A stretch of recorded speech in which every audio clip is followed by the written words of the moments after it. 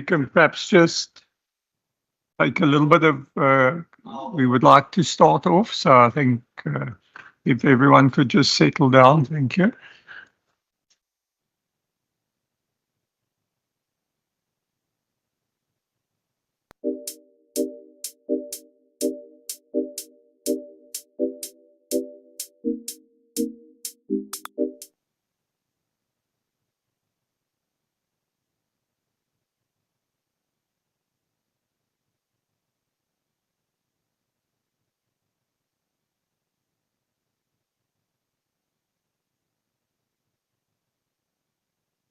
Good morning, honourable members, Minister, HOD and department officials. We are now commencing with the meeting of the Budget Committee on today, Thursday, the 4th of December, 2025. I would like to welcome everyone. Good day to everyone. We've just had the privilege of the Minister's speech and introduction of the Western Cape Adjustments Appropriation Bill and the medium-term budget policy statement.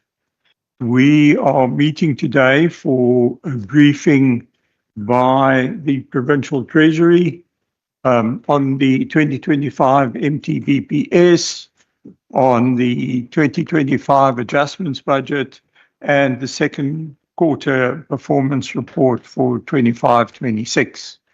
I am Leon van Wyk, the chair of the Budget Committee, and I would like to give the, first of all, the permanent members of the Budget Committee an opportunity to introduce themselves, and then the other members of the Budget Committee, and thereafter we will give the Minister, HOD and officials an opportunity to introduce themselves.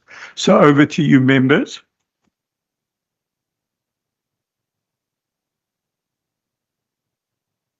Good morning. My name is Nomi Nkondla, a member of the Budget Committee.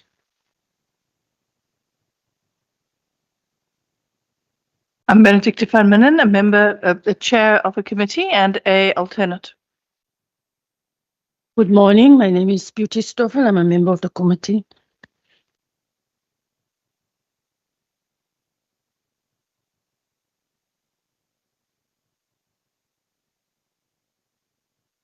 Good morning, Chair. Good morning, Minister. Good morning, officials from the Department of Provincial Treasury.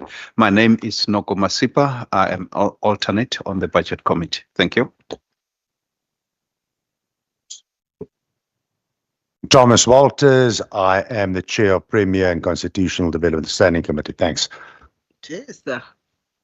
Good morning, colleagues. Good morning to the professionals. I'm Emery Boyson, and I'm an alternate member of this committee. Morning, Chair. My name is John Michaels, and I'm from the NCC.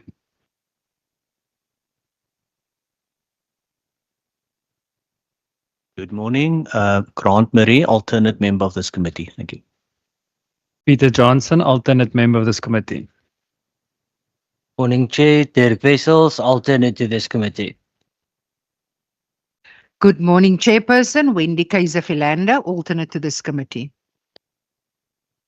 Good afternoon, everyone. Noma French Mbombo. Morning, Chair and colleagues. Basil Petrus. Thank you, members in the House. Just moving to see if there are any members on the virtual platform.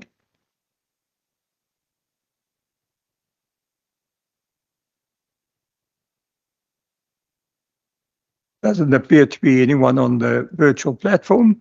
I will then move over to welcome Minister and HOD. Thank you so much, Deidre Barham, Minister of Finance. Good morning, Chair. Good morning, members. Tulinda Gatana, Head Official, Provincial Treasury.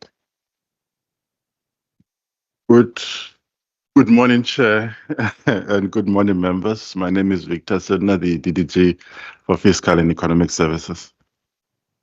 Good morning, Isaac Smith, DDG and PT. Morning, Anne Lispick, Provincial Government Public Finance. Good morning, Taryn van Triede, Head of the Budget Office. Good morning, Zinat Ishmael, Department of the Premier. Good morning, Phil Nodian, Department of the Premier. Good morning, Ziad Majid, Infrastructure. Morning, Malcolm Boyson, Fiscal Policy. Good morning, Paul Pinar, Business Information and Data Management. Good morning, Philippus Prinsloo, Provincial Treasury. Good morning, Chad Capon, Provincial Treasury. Good morning, Luzanne Lesh, Provincial Treasury. Good morning, Celeste Minter, Provincial Treasury. Good morning, Jonathan Hendricks, Provincial Government Budget Office. Morning, everybody. Nadia Ibrahim, Provincial Treasury Asset Management. Good morning, Michelle Nicholas, Provincial Government Finance. Good morning, Priyanka Cordia, Provincial Government Finance. Thank you. Thank you very much. Welcome to everyone. As I mentioned right at the beginning, we are meeting today to receive a briefing by Provincial Treasury, and the documents that are before us are a comprehensive document that contains all three aspects of the briefing. And I think let me hand over immediately to Minister for introduction and to HOD, and you can go ahead and deliver.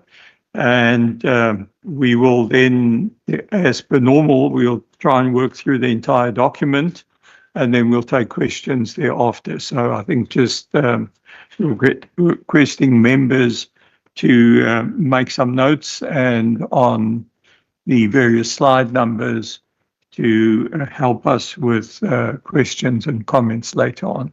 Thank you. Thank you, Chairperson. I'm not going to go through the detail because our department will take us through the detail in the presentation. But I just want to thank the Provincial Treasury team and the whole Western Cape government for the hard work. We had to take a process that we usually do over approximately 1 month period, and we had to truncate that process into approximately 2 weeks in order to be able to table today. And I also want to thank the Western Cape Provincial Parliament Programming Committee, the Speaker, the Chief Whip, and yourself for allowing us to table today. Otherwise, it would have been later in the month if we followed the normal budgeting timeline. And just in terms of one thing that I would like to highlight when we read the medium-term budget policy statement as bedtime reading is there are some new innovations in the book. Each portfolio cluster has come up with indicated tracking in order to measure impact.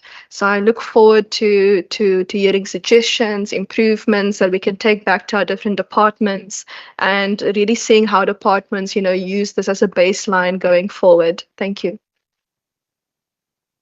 Thank you, Chair. Last year, we came to the committee and we spoke about our 5-year budget approach. We will continue to speak about that in relation to the MTBPS, but we will also look at our values and how that impacted the decisions that we're making in terms of the adjustment budget and the recommendations made that culminated in what ministers tabled today. So we are, in terms of our presentation, going to do a consolidated presentation that deals both with with 3 parts: the MTBPS, the adjustment budget, as well as the second quarter performance for the 2025-26 financial year. Victor Senna is going to lead, and then the team will deal with the rest of the presentation. Thank you, Chair. I'll come back for concluding remarks. Thank you very much, Chairperson. Sorry. Just a moment before we continue. Member Nkondlo. Thank you, Chairperson. Can I understand through you, when are we getting the MERO? Because I thought the last time it was said that the MERO will be presented with the budget adjustment. Okay, I think that's reference to the MERO. I think I'll just hand over to Minister to enlighten us. Thank you so much. Due to the late tabling of the national budget, we received all of our transfers late. Our procurement was started late on the Mero, and our service provider needed more time in order to finish it. And because the whole timeline was delayed, we will now be tabling the Mero in February. I hope this assists. Thank you, Minister. Okay, I think you can continue, Mr. Sen. I see there's still a microphone on there, Member Masipa. Right, I think we can go ahead. Thank you very much, Chair.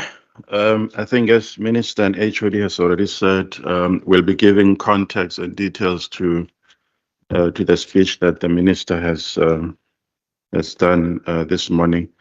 So starting, I don't think I need to go through the outline because I think HOD had already touched on the outline.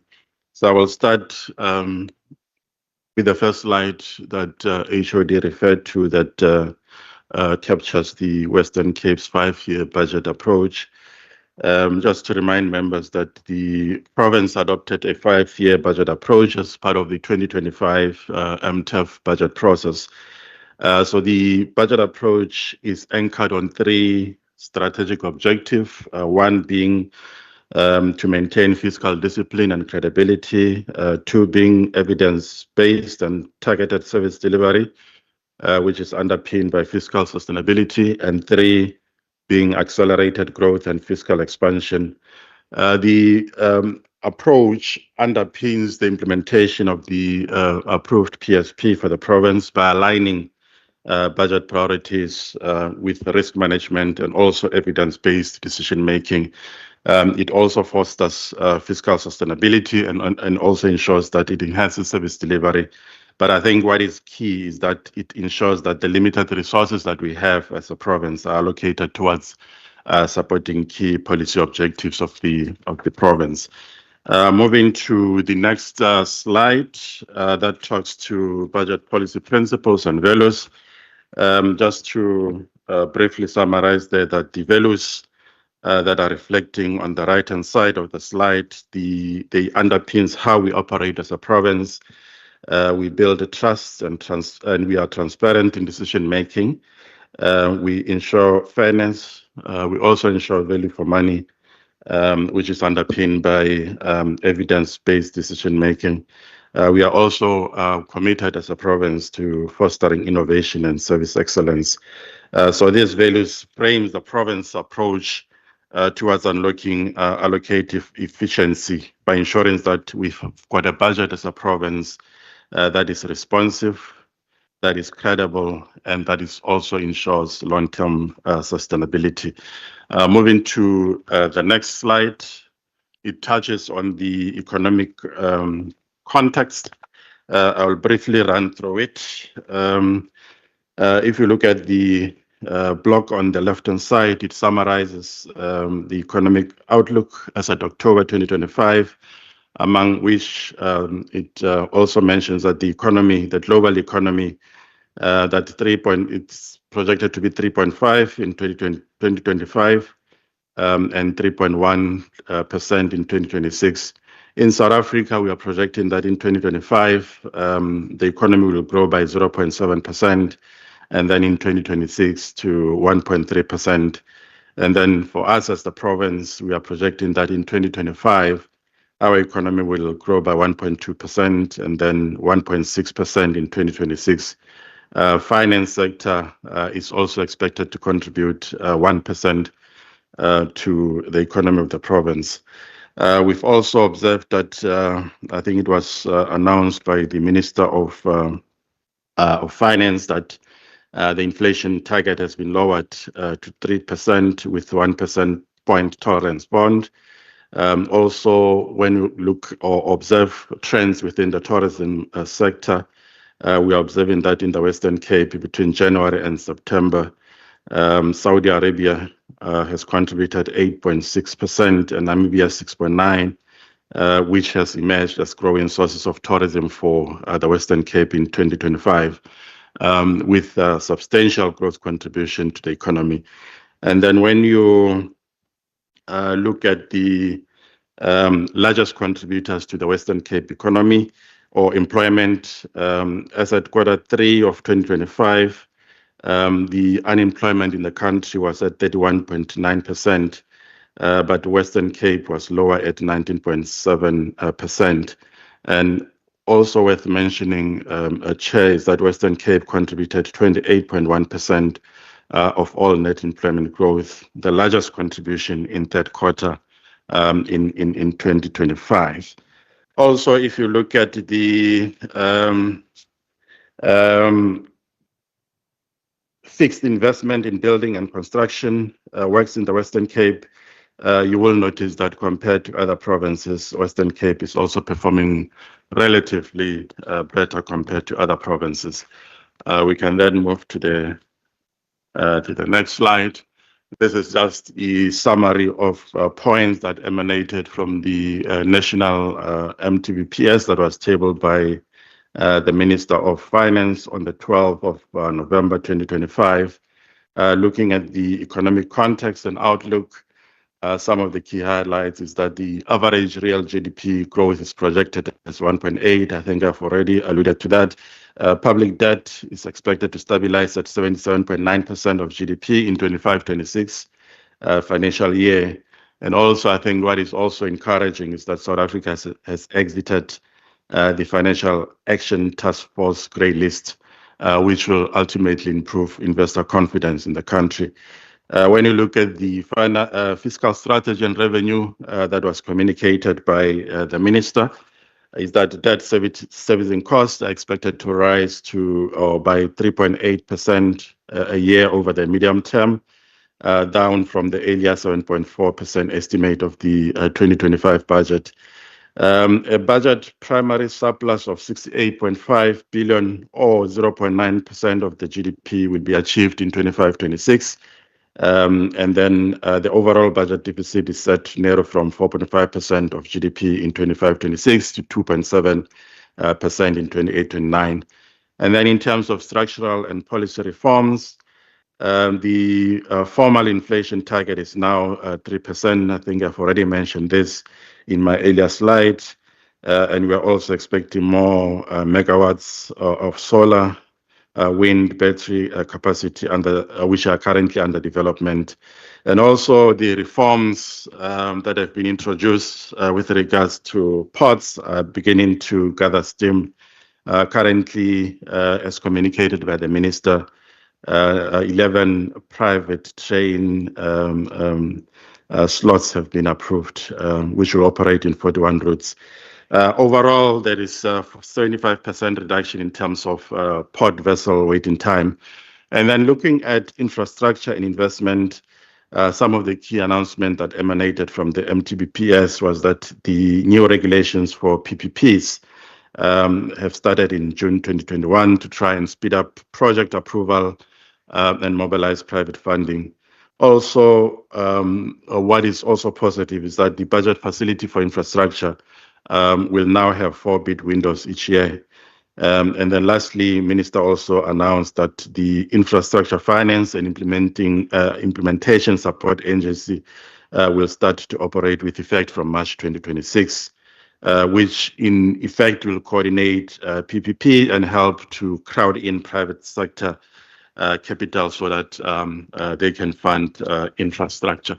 We can then move to the next slide. Continuing in terms of key points and what are the implications for the province, starting with the social commitments and state capability. It was also announced that it will allocate 61% of consolidated non-interest spending to basic services such as education, health, and social protection, also to reduce cost of living expenses.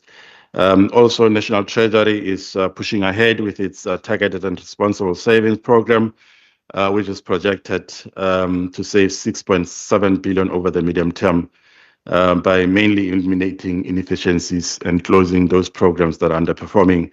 Also, Minister announced the procurement payment dashboard, which is going to be launched in order to improve transparency and help fight corruption in terms of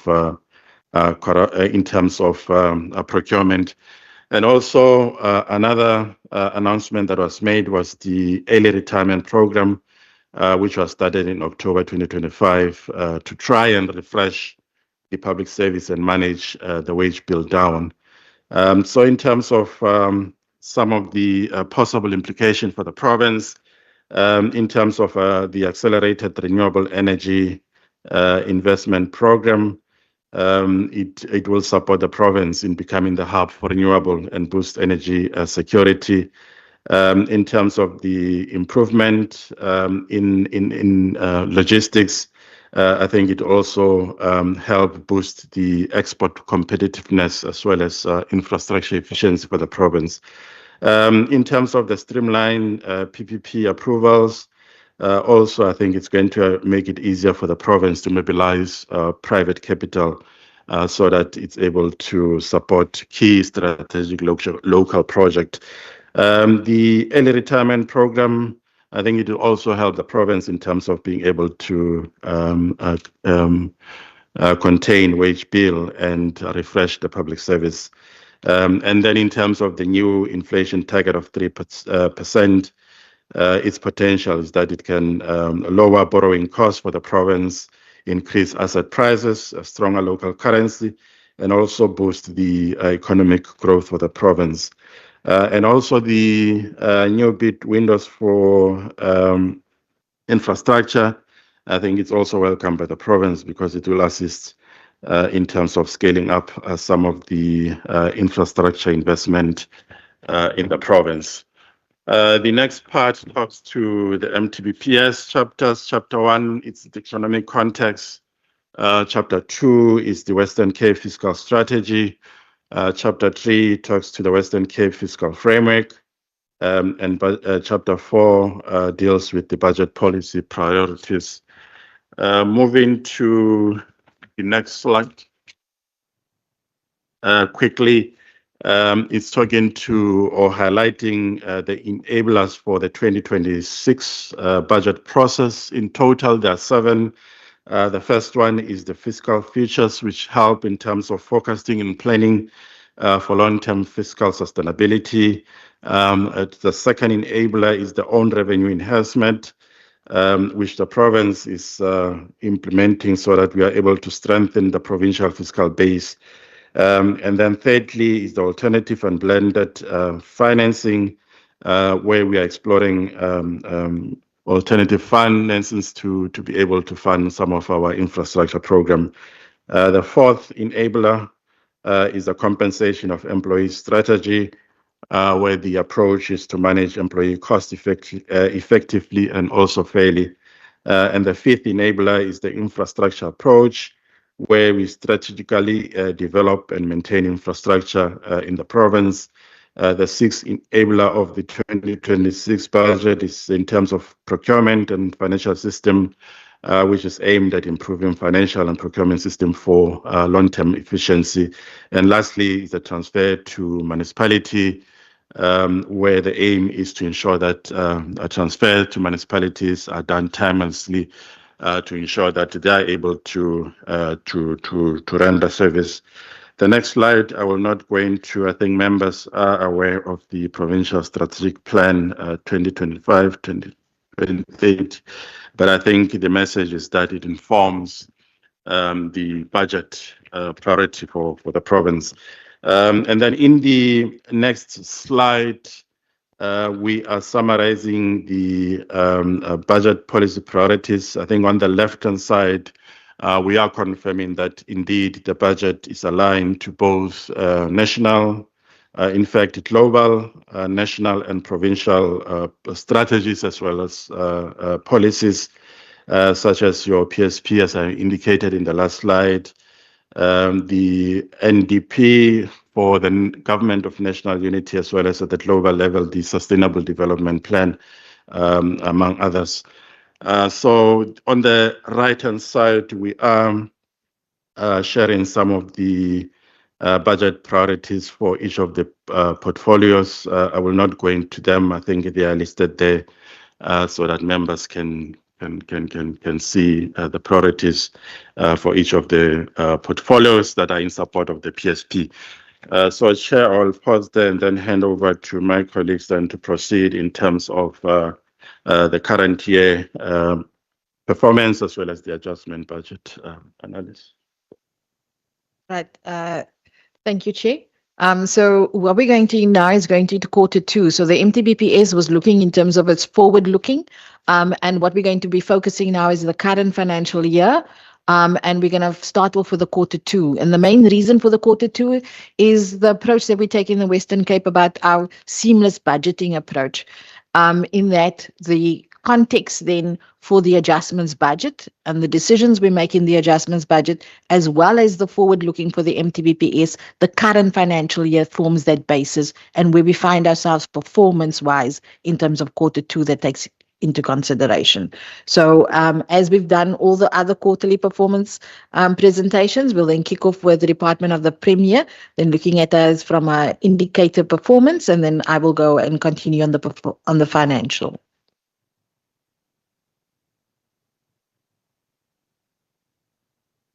For the Department of the Premier, what we will do, Mr. Jock Barnett will do the overview of the quarter two as it relates to the performance indicators, followed by Faisal Noordin, who will talk to the socioeconomic indicators, and also then the relationship or the what the departments are doing as part of their service delivery in relation to that socioeconomic outcomes. Just a word of just to note is that some of those data that we are presenting is not necessarily aggregated in the sense of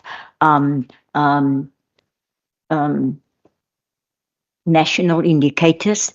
That is then aggregated so that we share a provincial picture. It may be a highlight of the quarter of a specific department. Right. So just as an overview of quarter two delivery trends for performance indicators, I will hand over to Jock Barnett. Thank you. Good morning and thank you, Gina.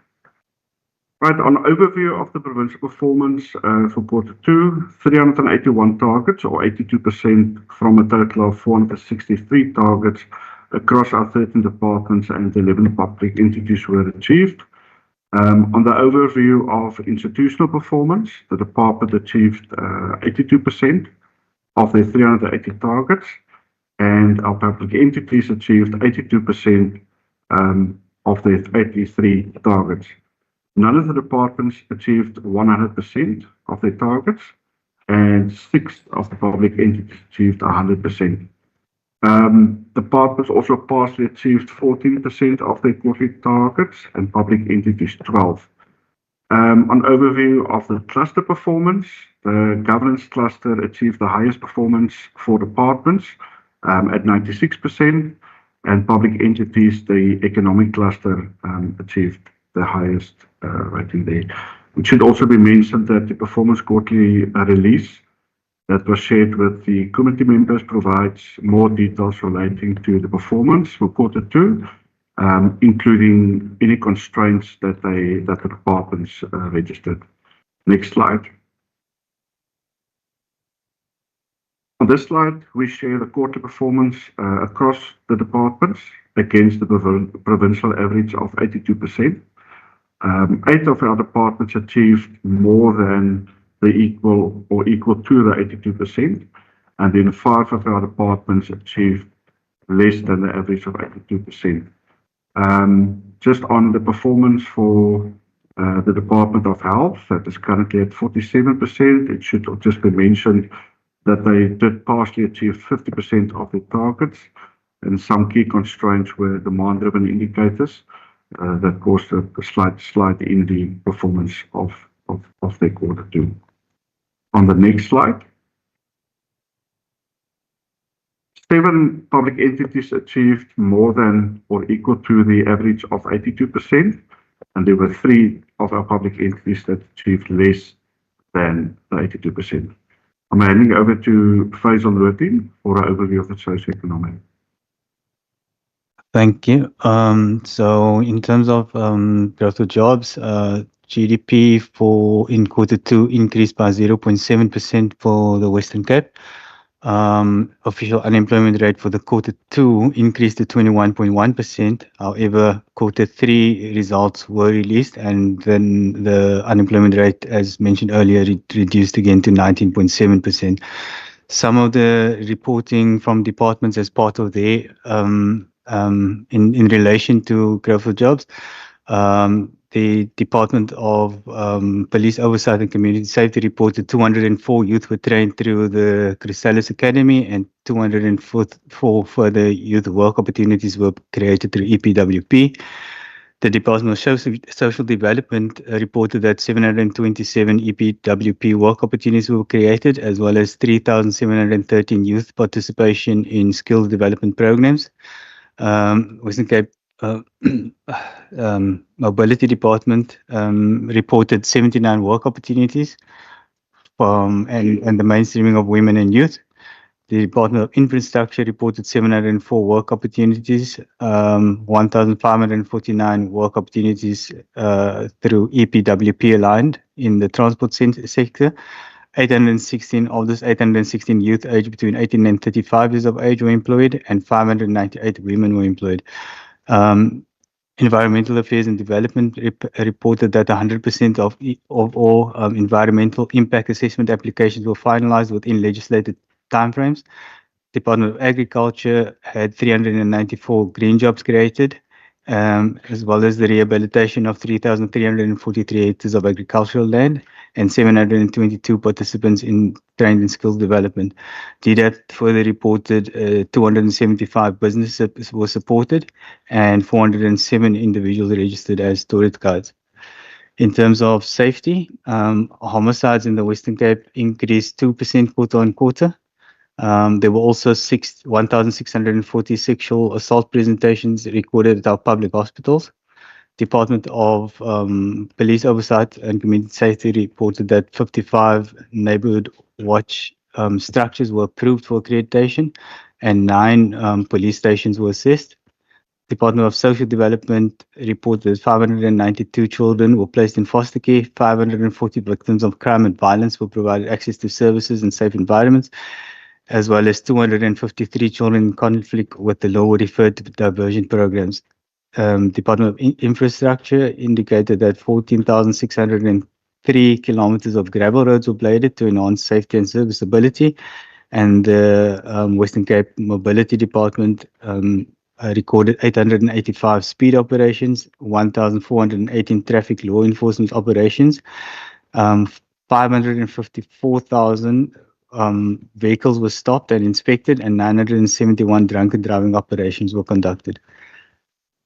In terms of educated health and caring society, the HIV positive rate for 15 to 24-year-olds for the second quarter was recorded at 1.62%, as well as 15.12% of children born in government facilities weighed under 2,500 grams. The Education Department reported 864 ECD facilities were fully registered as compliant, and 307 therapists and specialist staff in public special schools. Department of Health and Wellness reported that 74.6% of TB clients completed their DSTB treatment, and almost 71% of children under 1 completed their primary course of immunization. Department of Social Development recorded 4,656 older persons benefiting from subsidized beds, 8,349 older persons benefiting from subsidies that were transferred to community-based care, 6,032 victims of GBV access psychosocial service support services, 109 persons with disabilities live in government-owned residential facilities, and 25,066 vulnerable persons were provided with subsidized meals. Department of Agriculture reported that they supported 851 households with agricultural food production. 125 veterinary public health samples were analyzed for food safety, and 160 inspections were carried out at meat producing outlets. Thanks. All right, so when we look at the finance performance for the current financial year, 6 months into the financial year, so as at 30th September, we have spent 47.1% of our budget thus far.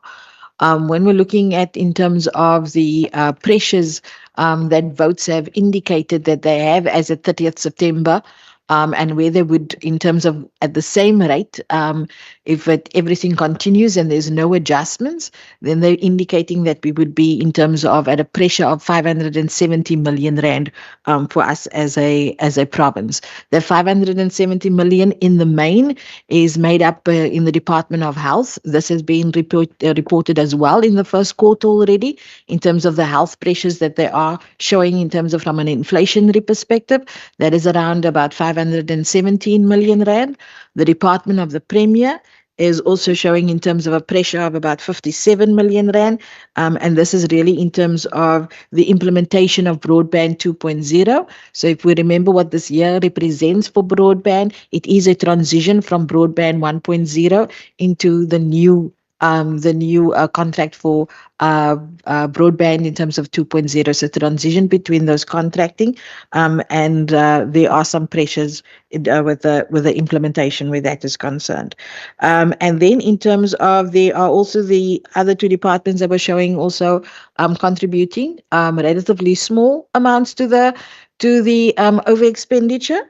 That's in terms of the police oversight and community safety, and that is in terms of upgrades in terms of closed circuit television systems that was ordered in 24-25 but then arrived in 25-26. So there's a commitment in 25-26 and therefore an projected over expenditure.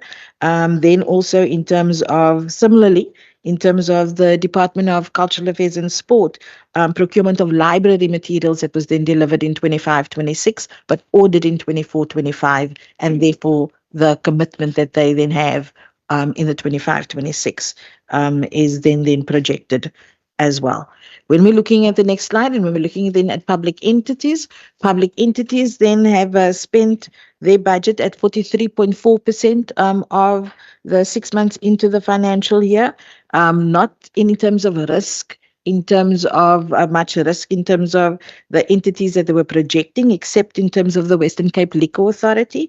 They were showing about a 2.5 million rand projected over expenditure, and that relates again in terms of IT equipment that was purchased in 24-25 but delivered in 25-26, and therefore creating the commitment that then is also in terms of have been dealt with from as part of the adjustments budget process.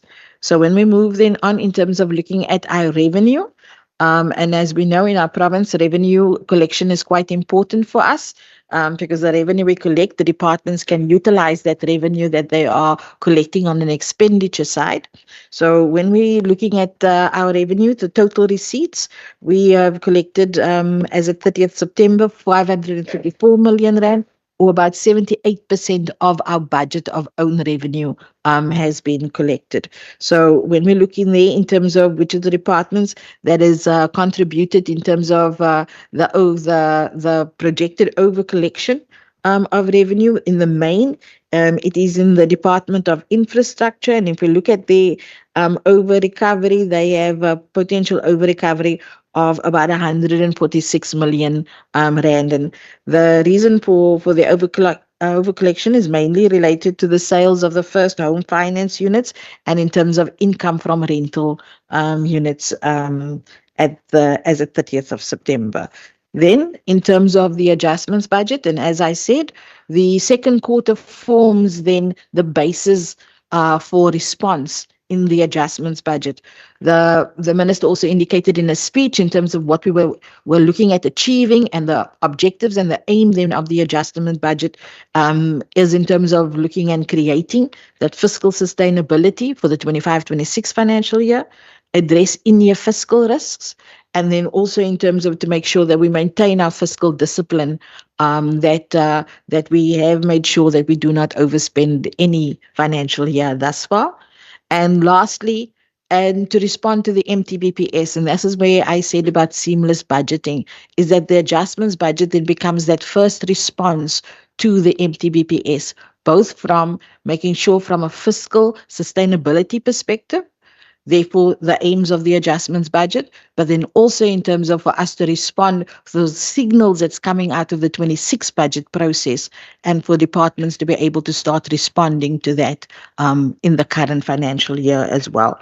So overall, in terms of for us, where we find ourselves and what the adjustments budget in the next slide then responds to, this is in the main.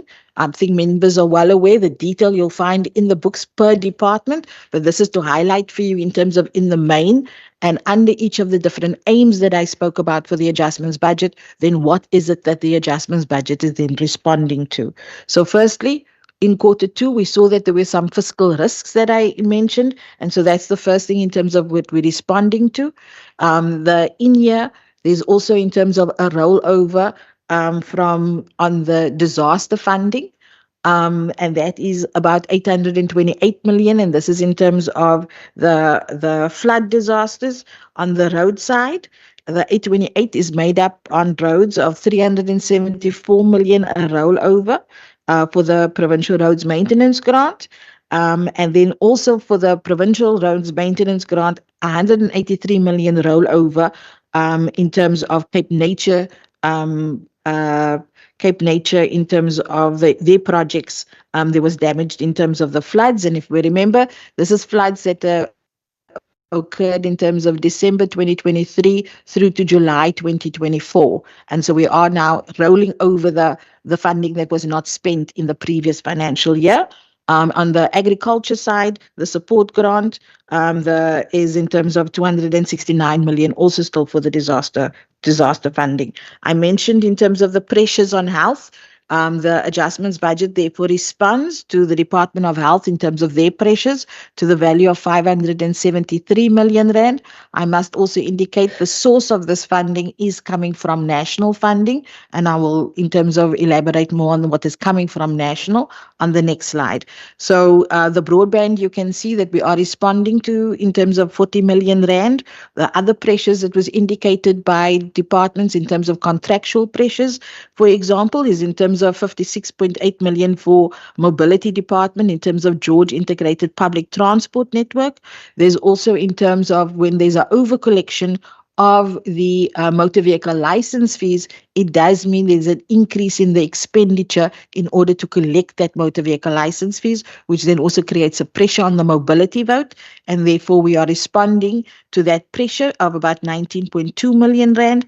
The last two in terms of, you see under the in-year risks in that box, is in terms of responding then to the adjustment, in the Q2 regarding the community safety on the security cameras, as I mentioned before, and then also DCAS on the library procurement in terms of library of books that was procured. So that gives you a highlight of the in-year risks that the adjustments budget is responding to. Then in terms of policy priorities, and yet is in terms of some of the policy priorities to support in-year, some of the policy priorities, but also you'll see there's a correlation between the policy priorities that is responding in the adjustments budget and then comes out of the MTBPS policy priorities as well. So first of all, in terms of the safety, there's a Mitchell's Plain Safety Development Program. And then in terms of from cultural fairs and sport is in terms of looking at some cultural and sports initiatives. Then there's also a allocation to the Environmental Affairs Department for supporting environmental and wildlife management. We're also then looking at in terms of 10 million for the differently abled mobility. This is also like projects, for example, like Dial-A-Ride. So we are increasing our allocation where that's concerned. Infrastructure-wise, we are then responding in terms of roads infrastructure of 114 million rand, and then also in terms of accelerating housing delivery, almost around 181 million rand. As we all know, we now have a Western Cape Infrastructure Framework 2050. And part of that is to make sure that there is a digital infrastructure around this framework in order for departments and to coordinate.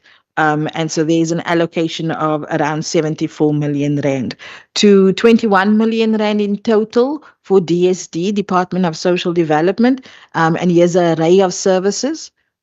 Here's an array of services that we are responding to is in terms of the social worker integrated management system, as well as in terms of for children and youth mental health programs, as well as in terms of some substance abuse programs that we are looking at, not to increase the baseline of funding in the current financial year. So I needed to mention that these adjustments is also in terms of increases some of the already that's in the baseline for the current year.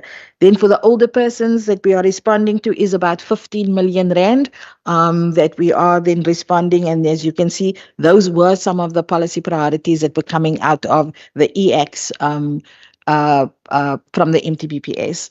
Then, like I said, lastly, the adjustments budget then starts preparing and starts making a first response in terms of signals that's coming out of the 2026 budget process.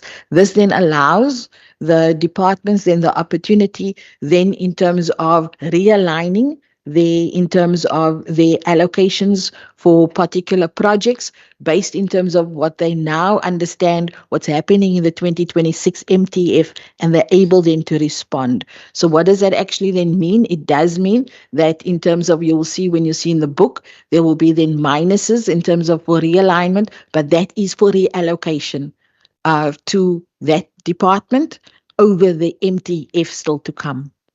And so highlights of some of that, the total in terms of realignment for this adjustments budget amounts to 983 million rand. And so that realignment is mostly within the Department of Education. And the detail around that is about 300 million in education for mitigating service load pressures at school over the MTEF, 270 million rand from the infrastructure portfolio. And that is mainly because the budget facility for infrastructure, also known as the BFI, that comes to an end in the 27-28 financial year. So the department then is also then taking then current financial year, from the current financial year 270 million, and they're putting that into the 27-28 financial year to somehow also to get a smoother landing for the 27-28 financial year. 166 million rand for the also reduction in the current financial year on Department of Education, and this is to mitigate service load pressures over the MTF as well. Some other realignments within the Department of Health. So in terms of the members would also be aware that we are working on the Tygerberg Triple P project as well.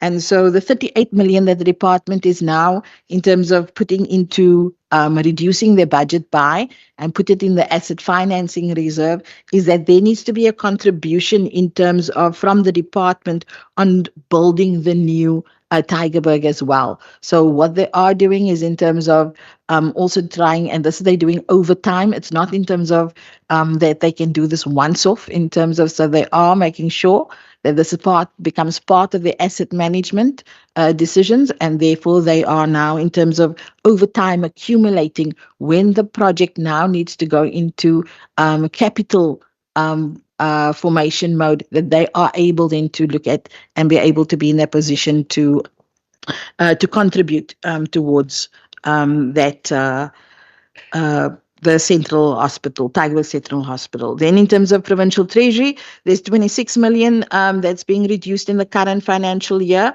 to realign over the MTF, and that is to address in terms of the capacity within the Provincial Treasury and the capacity in terms of the structure of the department and the strategy of the department becomes aligned. However, there does require organizational design that needs to happen in order to make the structure and the strategy then speak to each other, and that funding now is in terms of for the organizational design project that needs to happen.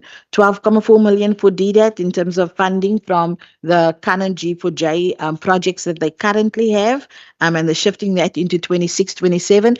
It is technically the first year for G4J implementation in the Department of Economic Development and Tourism. And so what they have done in the first year, they've also gone in terms of a deeper dive into stakeholder consultations, and now they're responding of what's coming out of those stakeholder consultations, and therefore they are then in terms of shifting that money to the 26 MTF. So I also need to indicate what the minister said in terms of our opening remarks and in his speech. This adjustments budget is also then a responding to the fact that there is less time after this adjustments budget for departments to spend their budget. The main reason for that being is the national process has been shifted outward. And with that shifting outward, that has impacted in terms of not only the legislative impact that we are all feeling in terms of tabling later than usual, but that then has a knock-on effect in terms of how much time is actually left for departments to spend.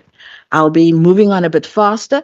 Now, in terms of funding sources, this then says in terms of how the funding is made up.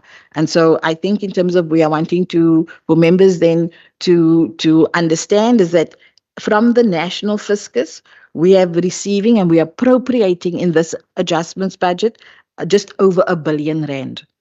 And so that R1 billion is made up of equitable share to the value of 573 million that we are appropriating, and we're receiving increase in our national conditional grants to the value of 496. Now, when I move over to that green block, and we're going to explain a bit more about the detail of some of that, just over the R1 billion. So first of all, let's start at equitable share, that 573 million. If you remember, I indicated that we are responding to health pressures, but we received 712 million, both health and education. Have received allocations from national. This speaks back to the 2025 main budget that the National Minister of Finance tabled, indicating that these two sectors will be receiving funding. We're now receiving this funding in the adjustments budget. It was announced in the main budget. We're receiving now in the adjustments budget. The total then that these two votes are then receiving is health is receiving 712 million rand, and then the Department of Education is receiving 292 million rand. Both sectors, it is in terms of for the spending pressures. For example, health, we're well aware of those inflationary pressures on the goods and services budget. There's also then opportunities for the COE, for the sector to respond to COE. The sector can also then, for the education sector, it is to respond then in terms of the COE pressures as well. Now, what we need to indicate in terms of for us in the Western Cape, we're a bit different to the rest of the country, especially where our two main sectors are concerned in terms of our accruals that we carry over from one financial year to the next is not as high as everybody else in the country. So what is happening in the rest of the provinces is that this funding is really first going as a first charge against those accruals. We, like I said, is in a different space. We have some inflationary pressures, and that's what we're dealing with at health. Health has indicated that they want to continue their prudent decision making. They need 573 million in this financial year, and therefore of the 712 they're receiving, they're wanting to defer the 139 to the next financial year. So we're receiving 712 for health, but we are allocating 573 million rand. In terms of education, in terms of the 292 that we are receiving on COE, here we are making, in terms of where we find ourselves in with COE, number one, there's a lag time for recruitment. I indicated as well, there's a shorter spending time that we have available to spend. And therefore, the full 292 that we are receiving from national, we are now deferring that to 26-27 financial year. So I also need to indicate, lastly, as part of the decision makers for the sectors, is the fact that we do not know what the carry-through allocations are. When I mean carry-through, I can understand that there is COE implications, and that has a carry-through effect over the 26 MTF. At this stage of our budgeting process, we have not been indicated what those amounts, those equivalent amounts, would be for the 26, 27, 27, 28 financial year. That's another reason for our departments then, first, when they want to make their final decision on where to put this funding in order to make sure we get the best efficiencies, we get effectiveness of our spend, we need to understand what is the impact first for the rest of the 26 MTF. On the conditional grants, the 496, below that you can see in terms of how that is made up and the different grants that is made up. Lastly, what the adjustments budget then also does is that it draws from the property acquisition reserve. When the table 2025 budget, there was a property acquisition reserve to the amount of 176 million that was indicated on table 1 of the EPRE in 2025 main budget. So of that, we're indicating here that we are accessing now 124 million rand of that reserve as well. So when we then look at the last slide on the adjustments budget, and I'm almost coming to the end now, you will now then see in terms of what is the impact then of that kind of the decision making of the 1.73 billion rand per department. Then I also need to indicate in terms of the negatives that you then see in there is mainly because in terms of the reductions that I've mentioned, some of them in terms of the realignment, like I mentioned, some of them is also shifts between votes. That will be indicated in the detail of the document. And then also in terms of what we took into consideration is the shortened period for spend. For my side on the last slide, for the 25-26 financial year, what is also part of the pack for members on the next slide is infrastructure on the next slide, yes, is in terms of to indicate to you that we have a publication then also for infrastructure, and then in a snapshot what this publication then provides for you. So I'm going to start in terms of telling the story on the right-hand side of the table of the slide, and it starts at Q2 expenditure. So when we look at an infrastructure spend, we sit at 46.8% of spend on infrastructure.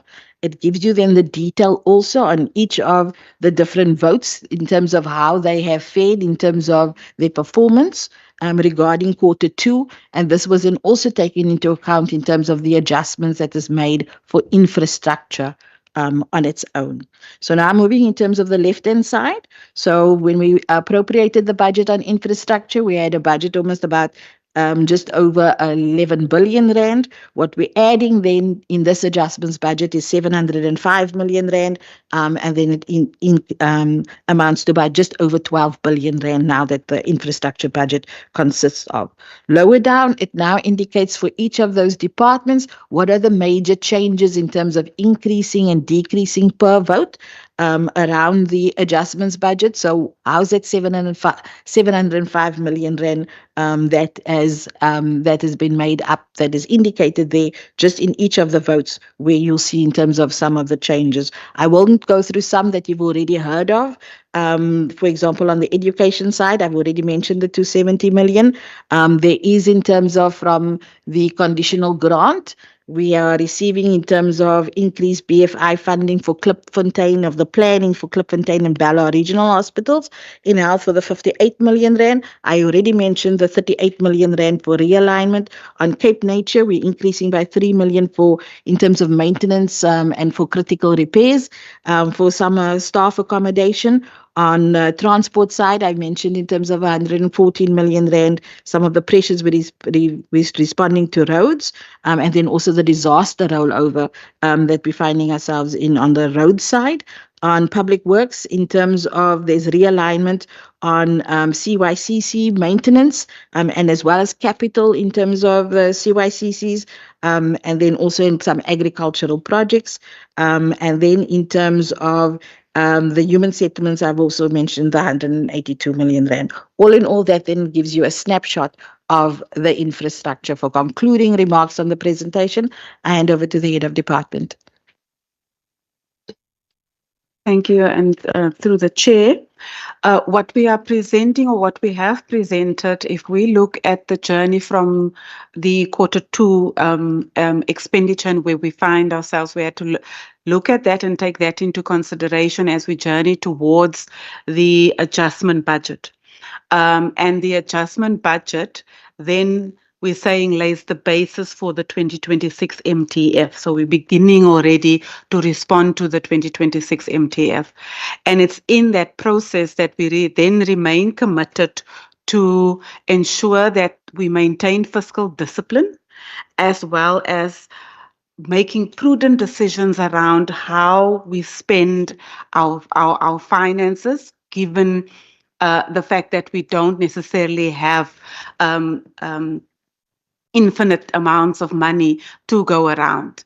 So on that basis, we believe that we remain committed not only to fiscal discipline, but also to innovation in financing. And the last slide that Annelies presented starts to highlight some of the innovations in terms of infrastructure funding that we are putting and accessing at this particular point in time over the MTF, together with quite a number of initiatives, as we have already explained that in the MTBPS. And thirdly, having to look at our risk and then being able to responsibly managing our risk. So for us, the 2025 adjustment budget really reflects a proactive approach to address in-year pressures, aligning our resources with policy priorities and preparing for the 2026 MTF. I thank you, Chair.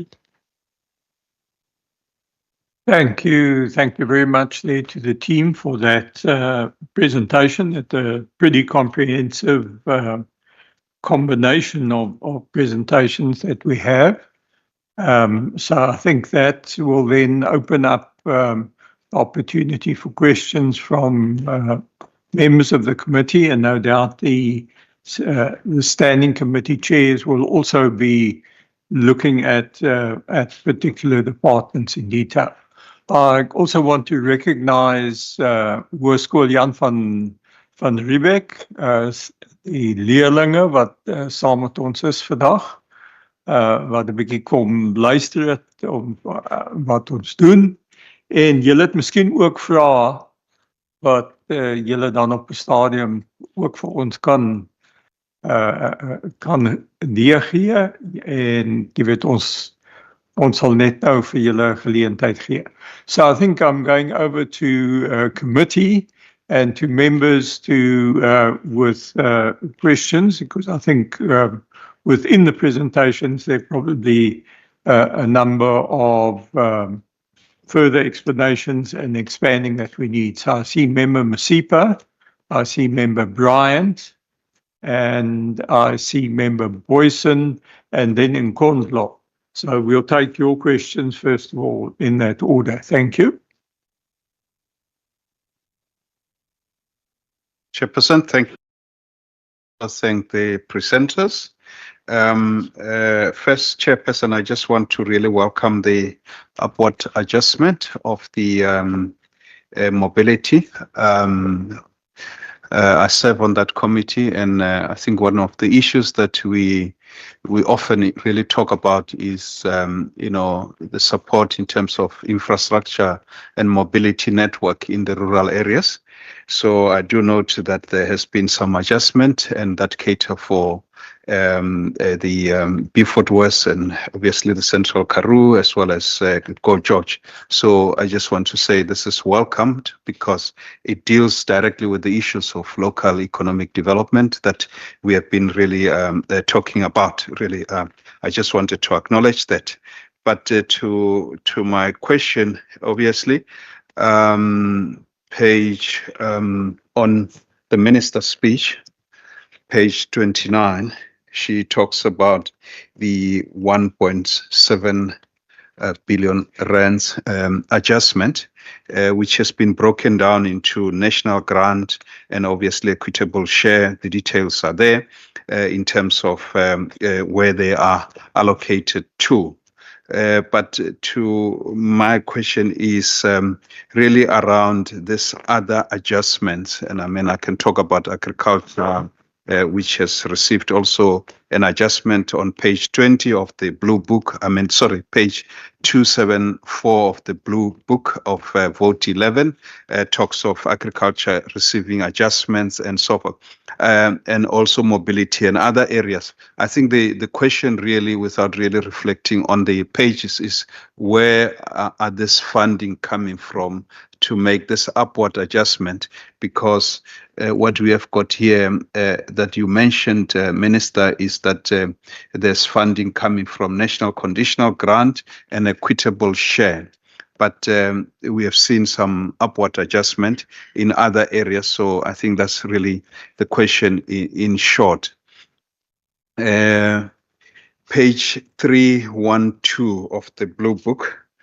There are some adjustments here, and the note at the bottom talks about Saldanha Bay Industrial Development Zone licensing, as well as trading as Freeport Saldanha and Atlantis Special Economic Zone that have been reclassified in the Standard Chart of Accounts, SCOA.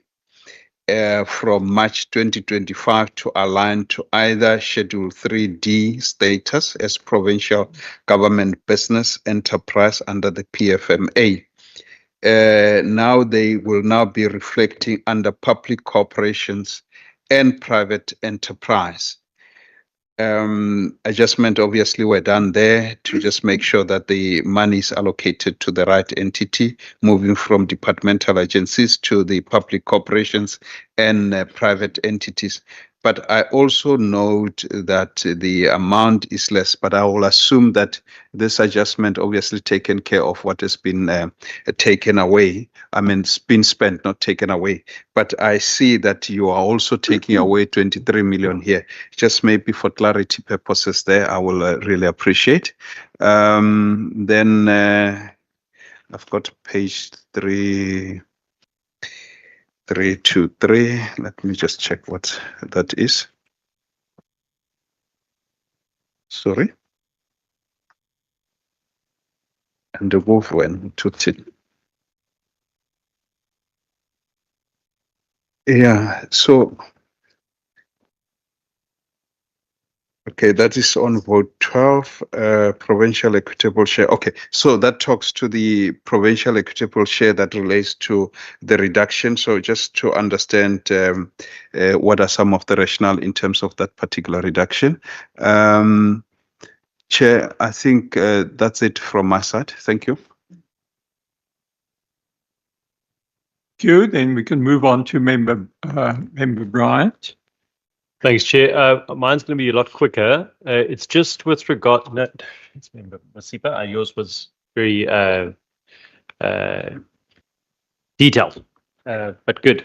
Mine's going to be very quick. It's just basically with regards to the distinction between funding that's going to Cape Nature via infrastructure and via the department, and just how that kind of organogram works in terms of ensuring that the funding is allocated, because I think it's sometimes quite a difficult thing for people from the outside to understand. If we just flesh that out a bit, thanks so much. Good, then we move on to Member Boyson. Thank you, Chairperson. Chairperson, on behalf of the Standing Committee of Health and Wellness, we are very grateful for the injection. And then, Chairperson, my first question based on the dashboard, the procurement dashboard. My question is this dashboard going to monitor across all departments, or will it just be based within Treasury?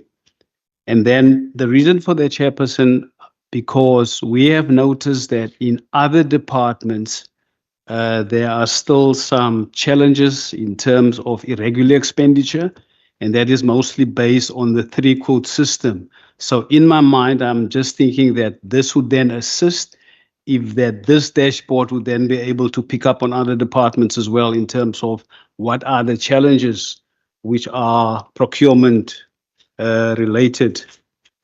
And then, Chairperson, we're also aware, Chairperson, that there are challenges within the Liquor Authority And we're now also aware that there's an overspend. My question is, what are the drivers of those overspend within the Liquor Authority? Thank you. Thank you, Member Boyson. And moving on to you, Member Mkondlo. Thank you, Chairperson. Thank you for the presentation. Chair, I am a bit worried with the fact that we do not have a mayor. And maybe you can explain, maybe the minister did inform you as a chair of the budget committee of the response she gave in the meeting today. And I'm concerned because for some time now, with the tradition of presenting this mayor with a budget adjustment, it has always been argued, not by ourselves, but by the minister, this one and previous, that data is utilized, especially to consider the conditions also of the citizens, which such a data will provide, so that the allocation of the very limited resources could also be influenced by that information. So this excuse that the budget was late and can't be something that holds. Further, Chair, I'm interested to know in the budget policy statement as it has been presented, I see in the I think the slide, I don't know whether there are numbers, I can't see the numbers in this one, but the budget, the provincial budget approach, and somewhere it is indicated, because I wanted to ask about the cost of living. It is mentioned, I think, in the pages, but I would be interested, or under the key points, on the implications of the MTBPS. I'm interested to know what exactly is the plan and the funding in this adjustment that is contributing to what is stated under the social commitments and state capability of reducing cost of living expenses. If maybe the department can just speak to that, just to give us a more clearer understanding about that.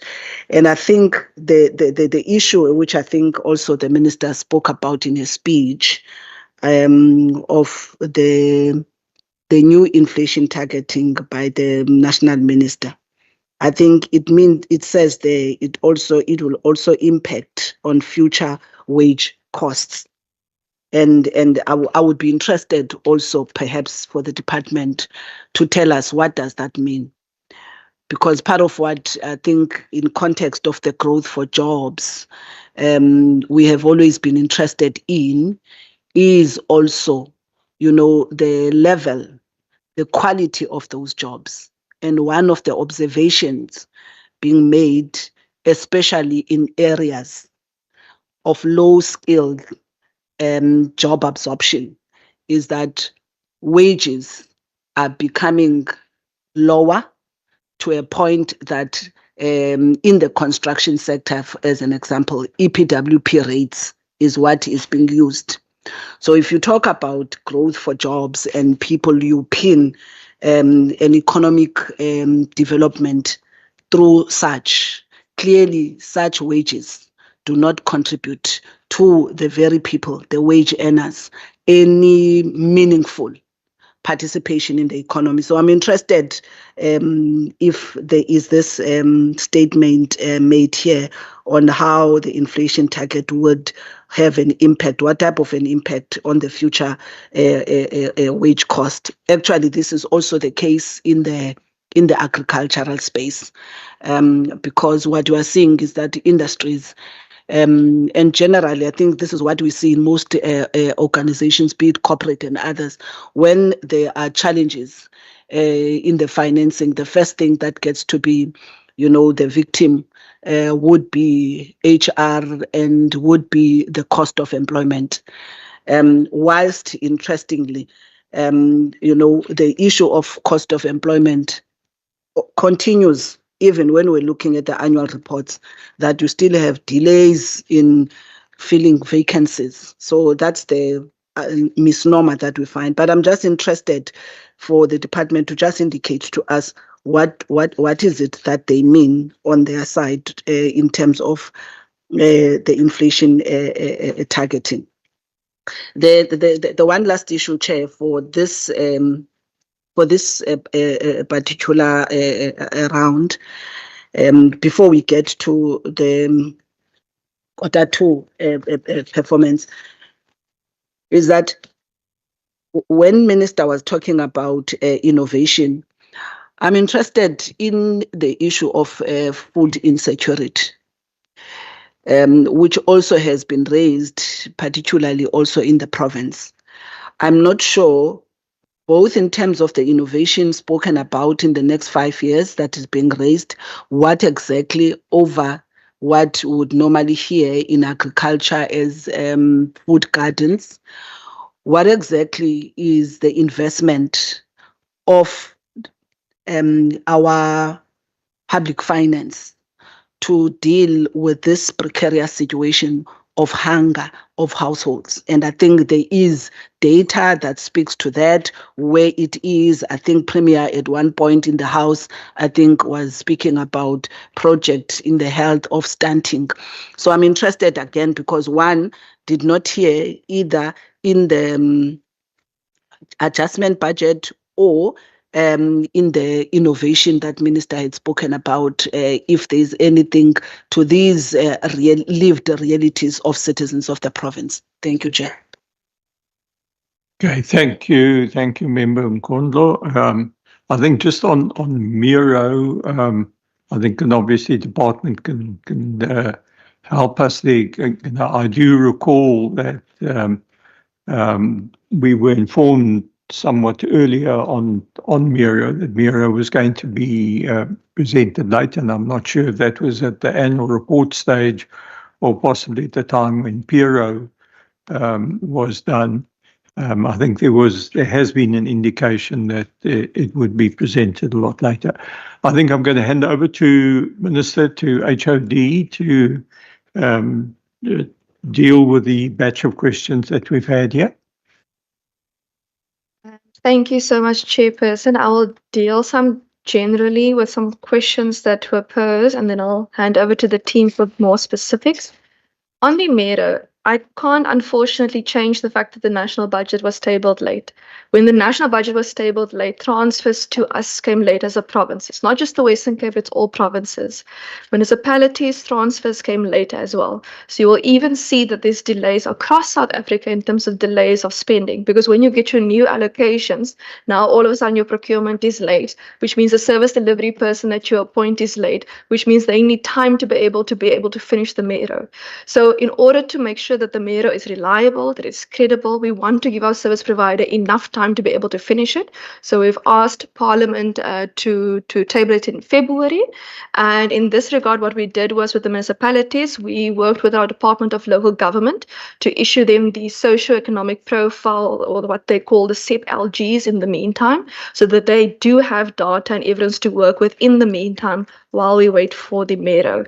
But that is the truth, Chairperson, in this regard, and unfortunately I can't change the fact when the national budget was adopted.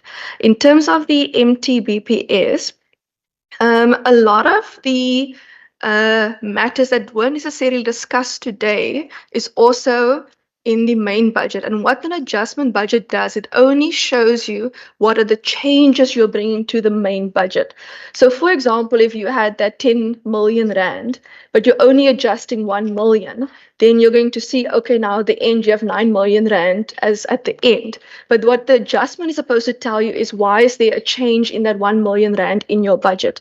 So what happens is, for example, realignment. If I'm realigning that 1 million rand from my 10 million to the MTEF, that means you might see a reduction in this year's budget, but in either year 1, year 2, year 3 of the MTEF, or all of them sometimes, depending on how the departments want to realign their funding, the money goes back into the department. So the money is not coming back to the Provincial Revenue Fund. We've allowed every single department the opportunity to realign their MTEF funding.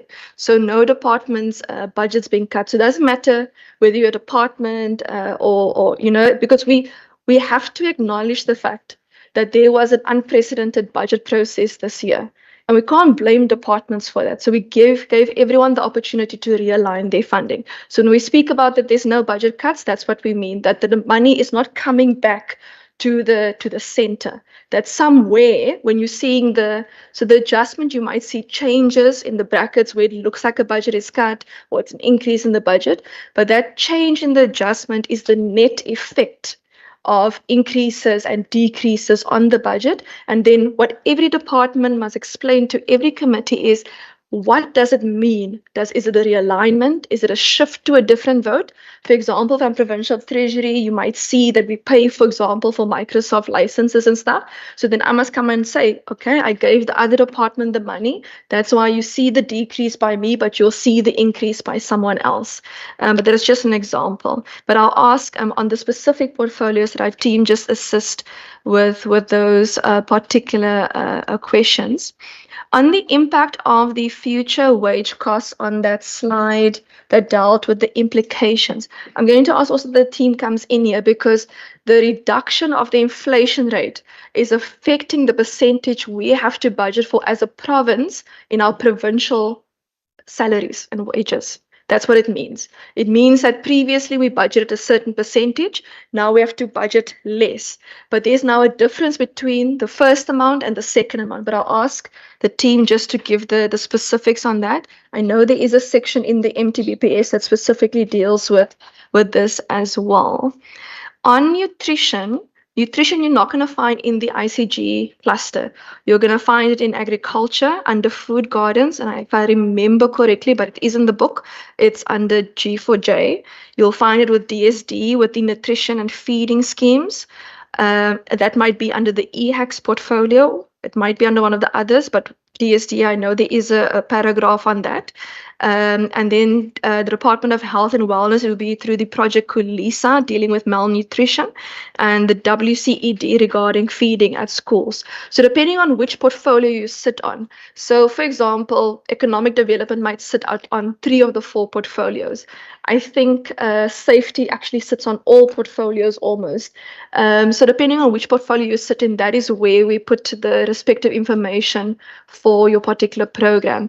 Nutrition, if I remember correctly, falls both under growth for jobs and it falls under the EHAC portfolio. So that's where we will be able to get the information. But I'm also sure that if we just ask the team to put some information together on nutrition, we'll be able to get to pull it from the different portfolios as well.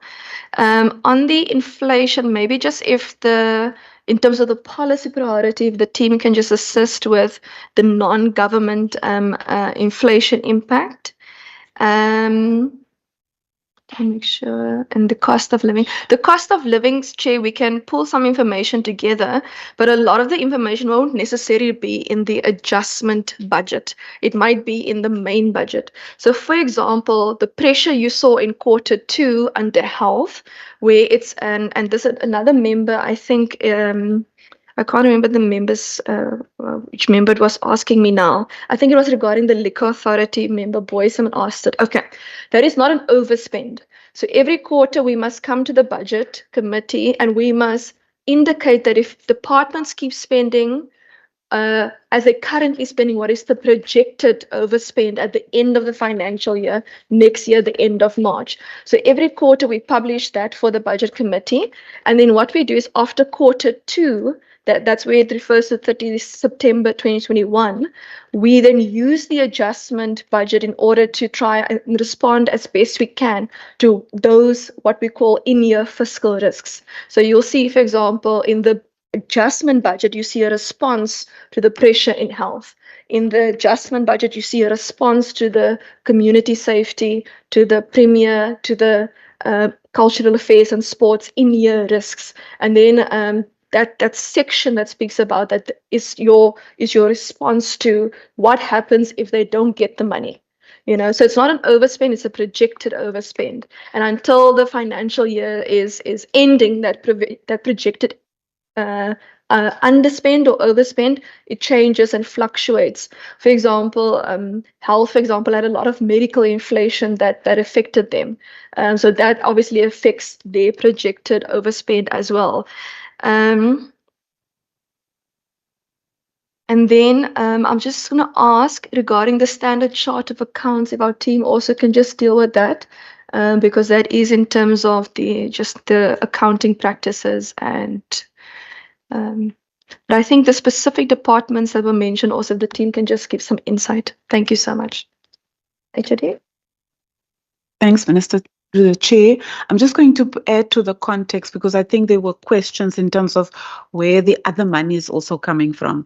And the context there is we're dealing with the entire PFMA or accountability cycle. So where we started off any budgeting process, our starting point is always where we ended the previous financial year. So part of that the funding or other sources also coming from revenue retention, where they had an over collection in the previous financial year. Alternatively, where we have had approval for conditional grant rollovers, for instance. In the Department of Agriculture, specifically, we received a very late transfer in the previous year for disaster funding. So that approval was granted, that money is available, and to ensure continuous service delivery. So there's different sources that come into play when we deal with some of the other, and when we take also where we were when we ended the financial year, and therefore what the impact would be in the current year as we are implementing. So I think we just need to also get that broader context. But also maybe in terms of the inflation, the adjusted inflation number, apologies, is 3%. The current wage agreement that is currently in place ends in the middle year of the new MTF, so that's 27-28. It is now practice that it's linked to CPI, and if CPI is projected to be less, then it means that will also impact the total cost of employment. So I think maybe just in terms of the context, the broader context, and the team can then now provide a little bit more detail on that. But at this point in time, it would seem as if, we are looking at potentially, without knowing what that wage agreement is going to be for the next round, that this is where we find ourselves at the moment. Thanks, Chair. Just to respond to the question of Member Boyson on the procurement dashboard, that is a national initiative. It is not a provincial initiative, but it is a bit misleading because it's not payments. It's not the process of awarding contracts. It's just at the end of the process. And the idea, as it was indicated, is to show some transparency in terms of which companies have received payments across the country and the provinces. However, I also need to indicate that the national is busy with the process. As you're well aware, we've got our e-procurement system, but the National Treasury is in the process where they're developing a system which will help with the procurement process and which will then also move away from the pre-quotation and basically similar to the e-procurement system that we've got in the Western Cape. Thank you. So I'm going to kick off with the classification on the question on the Department of Economic Development and Tourism around in terms of Saldanha Bay, IDZ, and then in terms of the Atlantis. So the standard chart of accounts is in terms of it's essentially in terms of our accounting expenditure list. So how things are classified, how expenditure is classified. So what has happened in the main budget when we were classifying in terms of these particular two entities, At that stage, they were then classified as departmental agencies, so that the page that the members referring to. So in the main budget, they were classified as departmental agencies. However, in terms of the standard chart of accounts now, the classification now in line with what they are, which they are business entities in terms of 3D public entities, in terms of the PFMA. They're now being reclassified as public corporations and enterprises. So when you look at that page, you'll see there's a minus then under departmental agencies, and there's a plus then on your public corporations. So it's a pure classification that we're dealing with, and it's not in terms of appropriation from that perspective. So for that. Then I'm moving on to the question around the funding for Cape Nature and infrastructure. All right, so the funding for Cape Nature. So first of all, Cape Nature has in their budget itself, in terms of what the department transfers to Cape Nature, about 40 million plus or minus per annum for infrastructure. The Cape Nature spends that and does there in terms of own procurement for infrastructure for themselves around that 40 million rand. Now we talk about the Cape Nature that you will also see that we say that as part of the Provincial Roads Maintenance Grant in terms of a rollover for Cape Nature in terms of responding to the floods, right? That's 183 million. Now, what of the not last year, in terms of when we were having the disasters around in terms of starting in December, there was a decision then made at national that all disaster funding that provinces and municipalities would receive from the National Disaster Management Centre would go through a conditional grant. And so we're well aware that the environmental sector does not have a grant. And so because the main impact for Cape Nature was on their roads in the nature reserves, they used then the Provincial Roads Maintenance Grant as a conduit for funding to come to the province.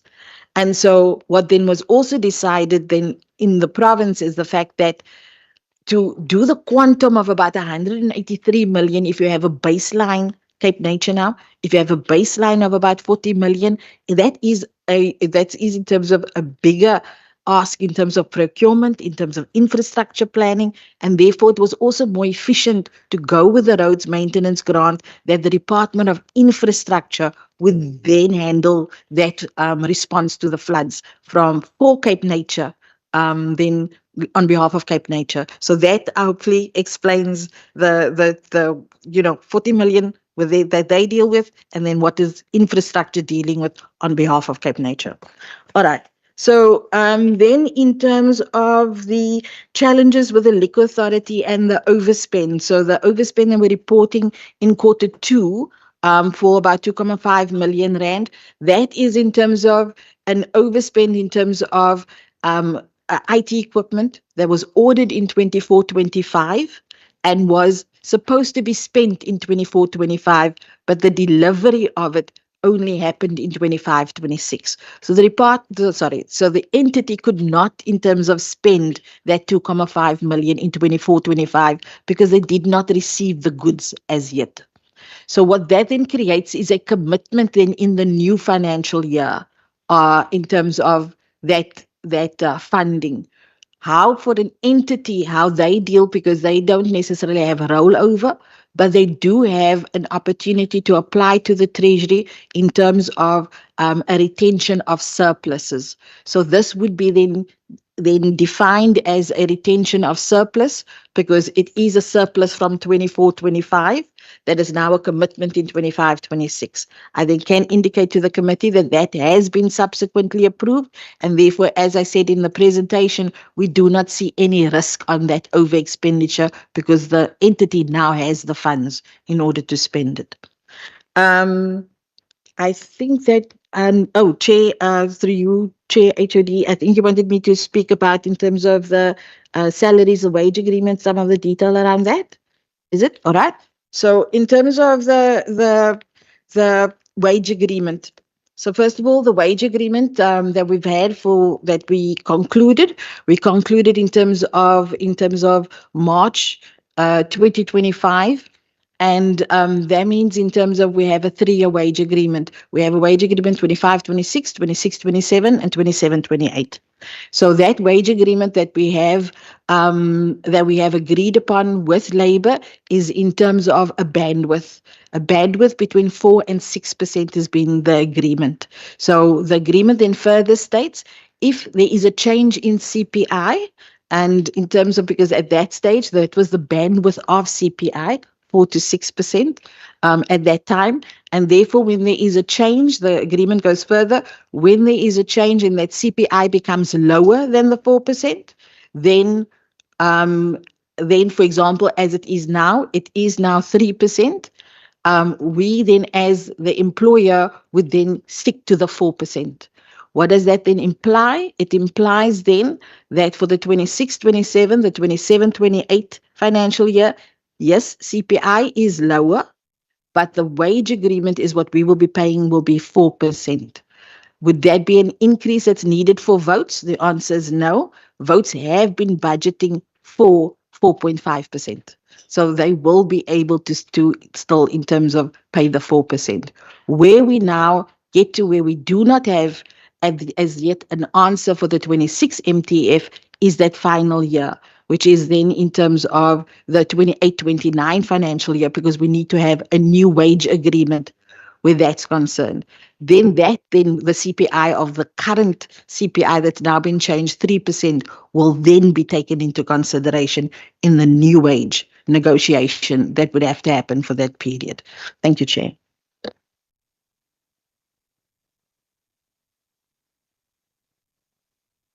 If the Taryn, in terms of the policy, if there's anything else that you want to add. Okay. Isaac? Yeah, I'd say we just want to expand on the response that I gave to Member Boyson. I was mostly speaking about the national process, but we've got our own process. And I'm just going to ask Nadia to talk about the procurement disclosure reports that we publish on a quarterly basis. Thank you, Chairperson.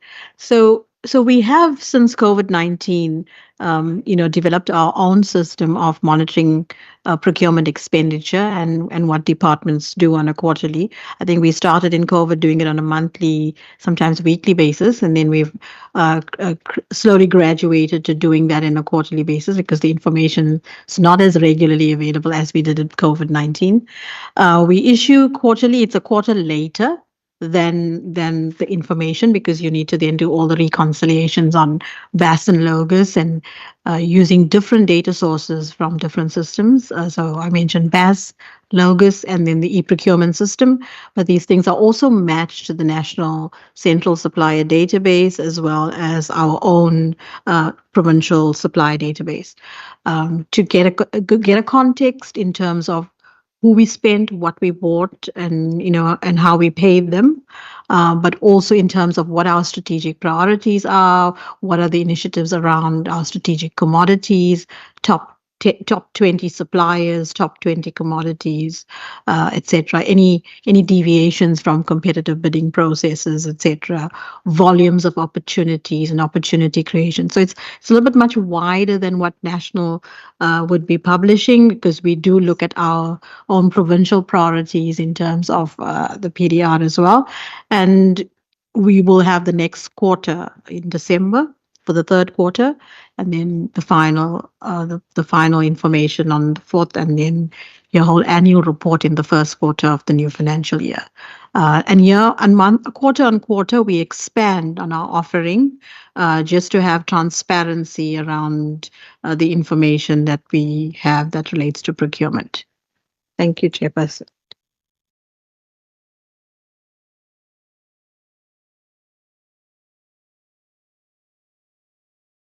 I think that there's still some further comment. Chair, it's just the one question still in the, not just, we've only responded on the inflation impact on government wages, but also like the cost of living and growth and economy and jobs in that policy priority.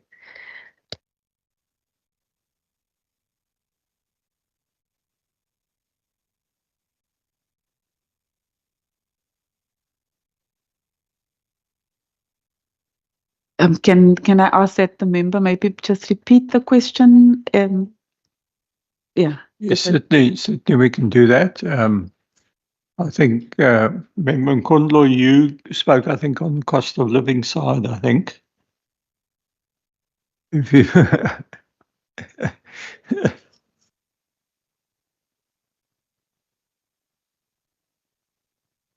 Okay, look, I think let us continue with other questions at this stage. At one stage, I thought that some of the team here were going to recommend MSCOA as good holiday reading for members. No, I'm only joking, because MSCOA is an extremely boring and complex topic, no doubt, that's got to be dealt with. Okay. We'll move on to the next batch of questions. I see Member Beatrice, I see Member, I think Masipa, and Johnson, and then Stoffel, and then Member Nkondlo.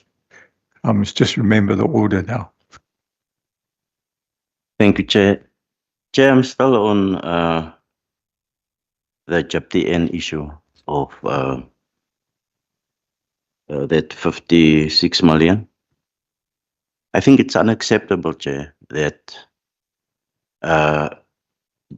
Go George is also a public entity. And it's not accountable to anybody. We keep on giving money to them, but still they don't have a CEO. It's 10 years in operation now. They don't have independent directors, which is required in terms of the agreement to finance them. And I think the time has come that it must stop. And we must make that decision. They must also come to Parliament, to Provincial Parliament, and account for that money and how they spend that money. Like all the other public entities. That is public money, it's public funding. It's not their own funding. And it's time that we, even if it is SCOPA, it must go into the operations of Go George. We can't keep on giving money and there's no accountability for it. So I want us to hear from them what is the position of on the CEO, the structure. They are 10 years in operation now. Why didn't they still have a CEO and the independent directors, which is required for them? And they get away from with that for all the years. So we must start there. And I hope that we will get the support for that from the political side. Thank you. Thanks, Member Beatrice. I think the issue we're dealing with budget aspects over here, and possibly your question is more pertinent to Mobility Department. It's finance, Chair. And I think there's also a question that's been filed with SCOPA, I think. Yes, but okay, leave SCOPA out of it now. But this is finance, it's money. They will get money again. Next year they will get money again. It's for 10 years now. They get money and we don't know what's going on there. It's time that we go into the books. Yeah, I think the Department of Treasury can deal with the funding that they receive. I think Member Masipa, I think, was next. Thanks, Chair. This is just a follow-up from my side, follow-up question. Thank you for the explanation with regards to the public corporations and private enterprises. So what I just a little bit, I'm not sure. This main appropriation. There was an allocation of 40 million in that main appropriation. So. Maybe the question is, what was that 40 million, allocation or appropriation for? Before, obviously, it's on page 312. There was this 40 million appropriation. The second, obviously, point is not really a question, but I mean, you can answer it. I do see a lot in many of the entities is that the cost of employees, because of the delayed appointments, has obviously cost in terms of the money not being used. Is there a way of maybe looking at this employment processes from a red tape point of view? Because I know you are complying with the legislation to make sure that you follow the processes, but I think it actually also impact you or impact the rest of the team that are working in fulfilling their public service work, because the longer you take in filling the position, I mean it affect the service delivery as such. And I've seen, I mean, I can calculate, I mean, it runs into millions of rands that you are not spending and on a regular basis. Maybe the question is, have you really sort of talked about looking at red tape reduction in this particular area of the business? Thanks very much. Thank you, Member Masipa. Then we move on to Member Johnson. Thank you, Chair. Just firstly on the slides, the high-level summary of the 2025 adjustment budgets per vote. I just want to check in terms of the vote 5, the education budget, the total adjustments and the adjusted budget. I think we might be a 10 million odd short on, or let me just check here, 531,378. Yeah, 10 short on the adjusted amount. So I just think there might be a problem on the slides. But looking at the blue book, it's a different amount in terms of the decrease. The slides says 530. And then the blue book says 529.22. But I just want to give the page number in the blue book if you've got that open. It's on the high level on page 71, the first page of the vote. So I just want to check. I'm sure it's the blue book amount. And then secondly, I'm just looking at the term realignment and specifically relating to the education budget. The 500 and which is now the 520. I'm just the term realignment, and I might misunderstand it. I'm just trying to figure out, is it sort of, I know it's the shifting of funds, but is it essentially a rollover, or am I not understanding it the way I should? And I know the biggest chunk of the amount is from the public ordinary school, the program 2, and then obviously from infrastructure as well. I'm just trying to understand the term, because it says a realignment, but it shows as a downwards adjustment. I'm maybe just not understanding the term realignment in this context. Thanks. Thank you for that. And then I think Member Stoffel, you're next. Thank you, Chairperson, and let me appreciate the presentation from the department. Chair, mine is just a question on the presentation. I think it's right on top, 2025 adjustment budget respond to policy priorities. Chair, I might be slow today. There is this 5 million for strategic events and initiatives.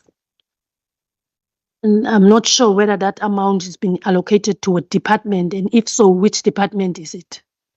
Can we have clarity there? And then also in terms of just the statement that you have made on 2025 adjustment budget, the aim is to create a fiscal sustainability for 2026 financial year. And then the next sentence is to address the in-year fiscal risk, maintain fiscal discipline. And when you talk about that, you are not specific in what areas is that discipline. Because at some stage we fear a situation whereby that discipline go to a red tape in the various departments. So at some stage we have to be clear when you talk about that discipline. What are you talking about? Because we all know fiscal is money that you have. You must get try to stick within your budget. But when it comes to the unforeseen circumstances, what are we going to do then? And that brings me to the risk that is on page, where is it now? Sorry, Chair. Still on the presentation. Where's this risk?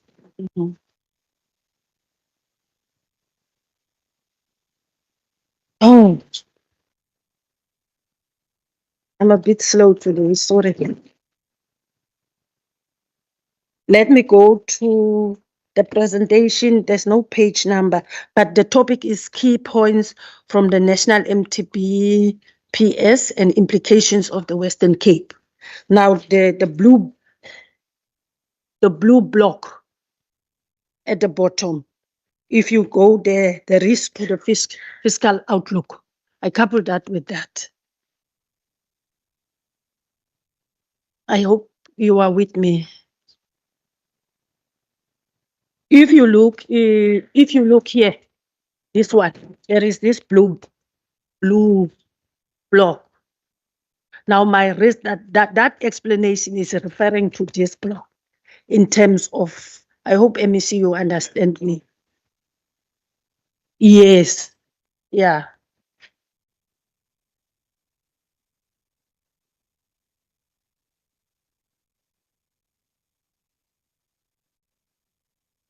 Thanks, Chair.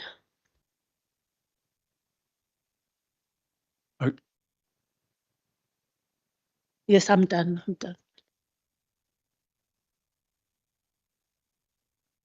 Thank you, Chair. And Chair, I would like the department to answer my question on what exactly, both, and I did raise, from the MTBPS or in the adjustment budget. The minister spoke about nutrition and. My question, I was interested in as far as lowering the cost of living.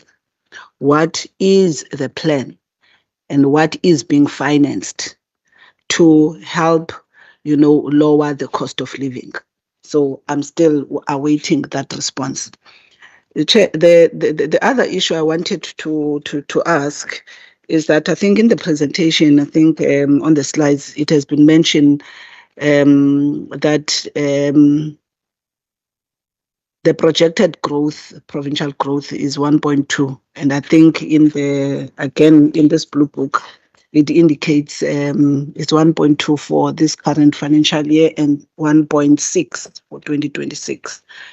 And I think the presentation also indicates that where we are now, we are at 0.7%. So my interest and my question is just to understand, given that we are already almost half into the year, left with almost a quarter, are we going to achieve the projected growth of 1.2%? If the department can be able to indicate that. And one also considers that in the blue book, the one on the budget policy statement, it is indicated there that part of the growth sectors that performed well would have been the finance. And there's been a 0.2 negative growth of the construction sector. And one is interested to know why. Because this would have been part of the rationale of the provincial government to consolidate infrastructure, to even have an infrastructure as part of building a pipeline that supposedly would attract more investment, particularly private participation.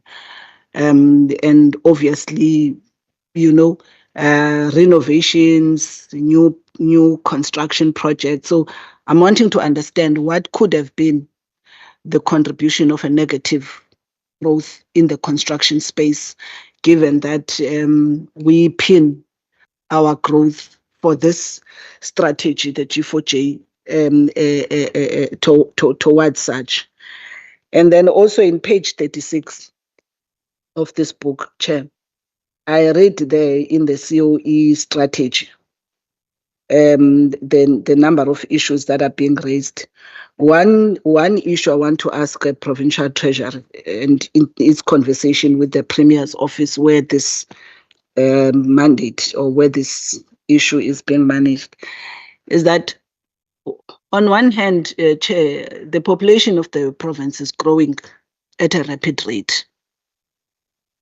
On the other, there is somewhat a management in the increase of the wage bill, understandably so, because of the lack of funds. But one is always interested in the balance, because when you call for, the increase of the equitable share, and Minister, that is one of her passions. And on the one hand, service delivery inadvertently is going to have these pressures, because you've got now more people that are demanding services. So it is somewhat confusing for me that you raise one thing on the other, but in your plan, there isn't an indication of how that particular demand for services, of frontline services, but also the complexity of what you need, in terms of your human resource. So I'm really, Chair, interested to understand that. And my last one, Chair, is on the realignment. In terms of budgeting, I think we started seeing this concept of realignment in the last financial year. And I'm not asking any specific one, but I'm trying to understand what is this concept of realignment in budgeting, in the budgeting process. Because indeed, I think as the chairperson of the Education Standing Committee, we've got rollovers and end. So I'm worried about this realignment to outer years, that you come to the committee, you request a particular budget, that budget is approved. In the adjustment, you are realigning this budget for outer years. What are we dealing with here?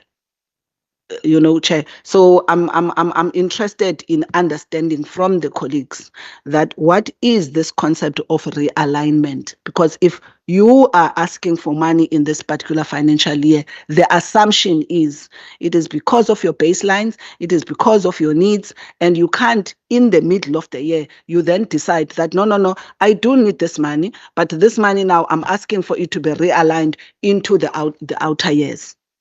So I think this is just some clever way, that I do not know what this instrument or this new way of realignment of budgets that one is starting to see. And this is why I'm saying we started, and actually you ask questions even in the last financial year when it started, and I can see now it is becoming, something that is a practice in the budgeting process. Thank you, Chair. Perhaps the department can explain. Thanks, Member Mkondo. Yes, I think, that the aspects here on the growth certainly, and I think on those construction numbers probably will be fairly interesting. And I think at that stage we can hand over to department to deal with this batch. Thank you so much. Member Petrus, I'm going to ask that the department just assist with the contractual part. Oh, sorry, the contractual part of the GIPTIN regarding COE structure, things like that. That might be something that the mobility department and the committee might want to look into in terms of engagements. But in terms of the financial aspect, in terms of the budgeting, if the team can just come in here, because I know the contract also has conditions attached to it. So we must just, if the team can just assist there. I'll deal generally with just the realignment. I know that it's not just last financial year that realignment has been used as wording. However, I will deal with it in general. So what we also do in the budget books is we also give, for example, example information in the beginning. So on page Roman numeral 13, it explains, for example, the difference between environments, shifts, other adjustments, realignment of provincial department, a budget, additional appropriations, stuff like that. So, and I'm going to use a easy example. I'll use our own budget as the provincial treasury, which is just easiest.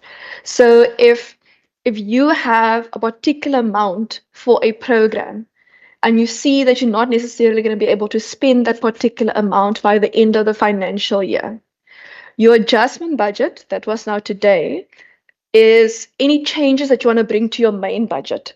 So in an ideal world, you actually want to make as few adjustments to the main budget as possible in an ideal world in terms of increases and decreases. So if, for example, there's savings in COE in the provincial treasury, what we are able to do is in finance, we were able to go to the treasury and say, please don't take the money back, rather keep it within the vote 3. This is what we want to use it for. And maybe we still want to use it for the same purpose for next year or year 2 or year 3 in the 2026 MTEF, because it's 3 years in your MTEF, or you might want to use it for something else.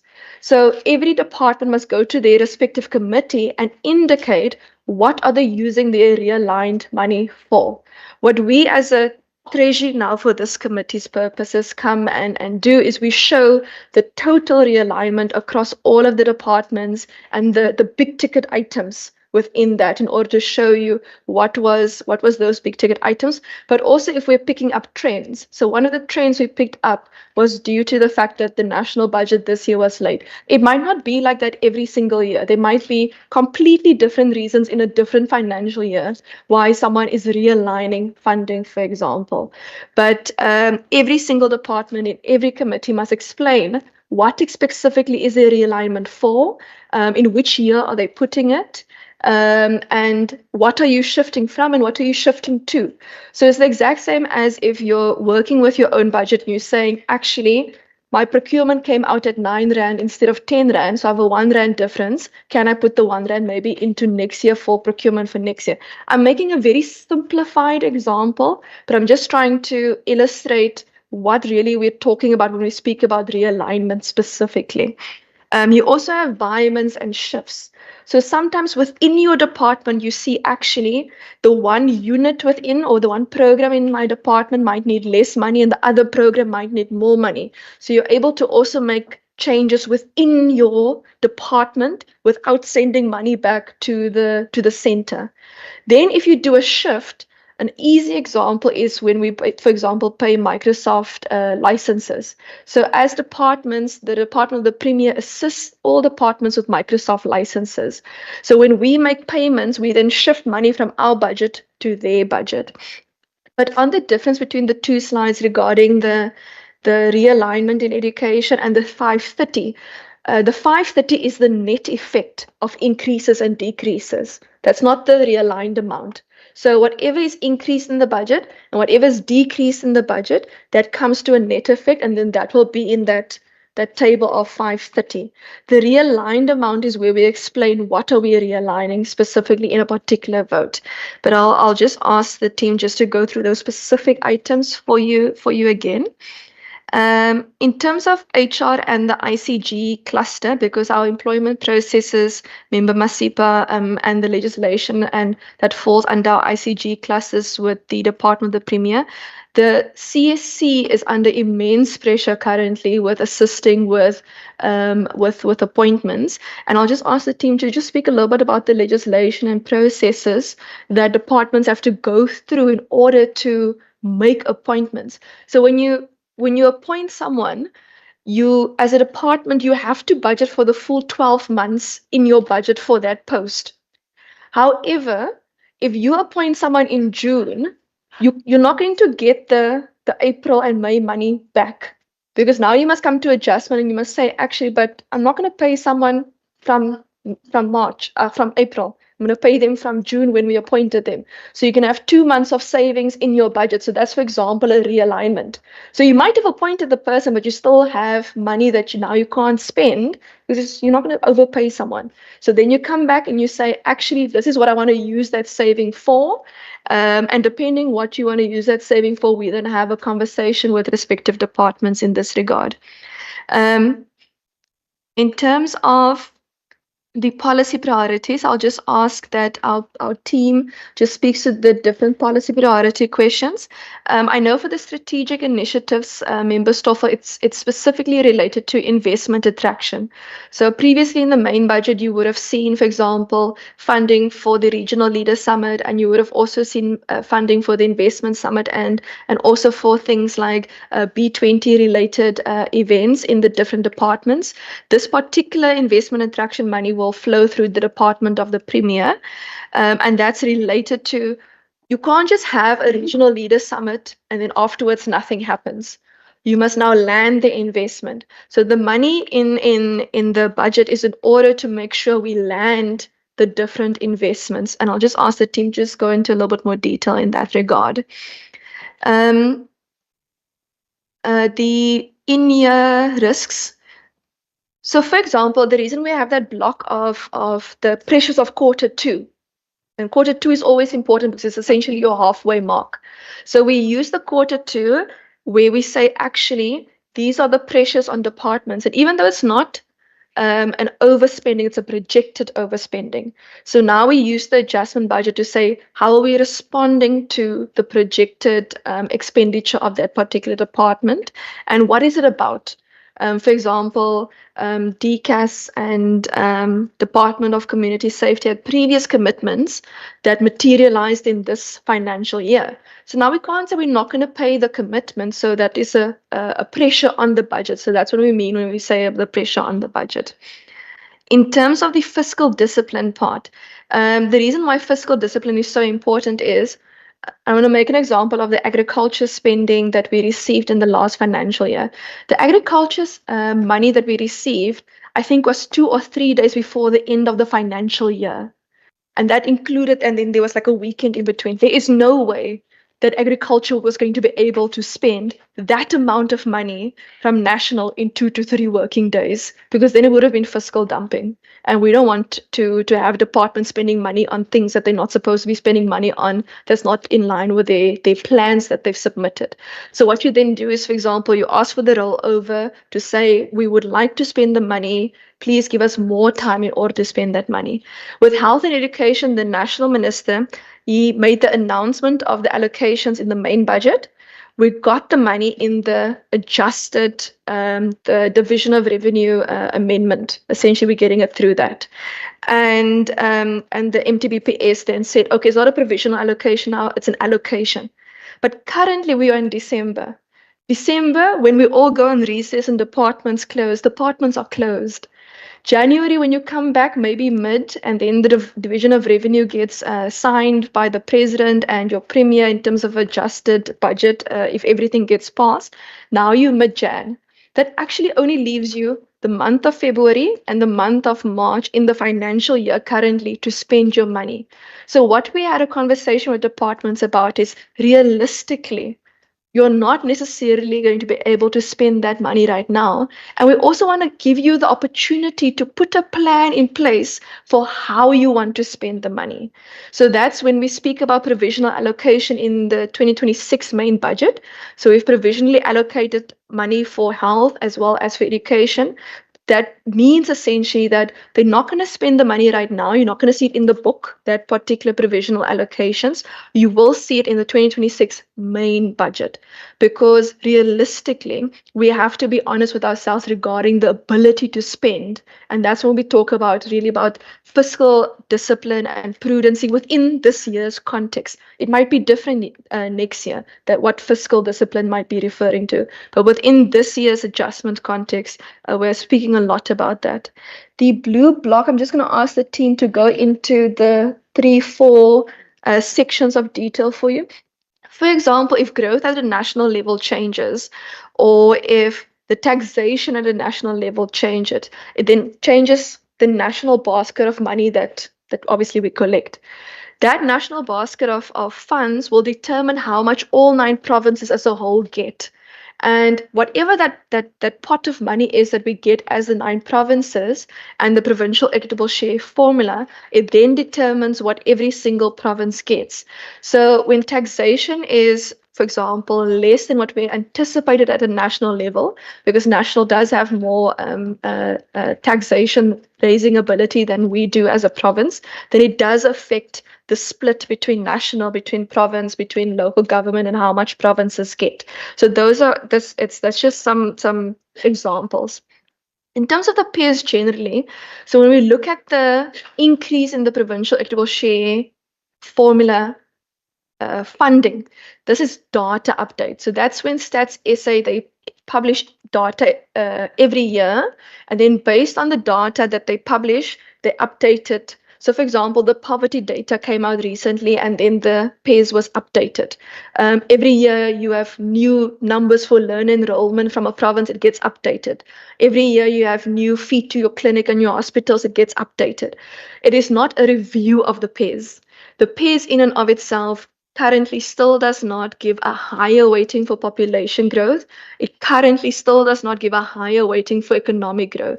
So when we talk about PAYS review, it's how we want to change the formula of PAYS. But when we talk about data updates, that's when Stats SA, publish like the surveys, the census, the mid-year population figures, your health and education department send in their statistics. Those are just data updates, and then every year you will find from National Treasury, based on that, what is the changes for your MTEF, and are you going to get more money over the MTEF, or are you going to get less money over the MTEF?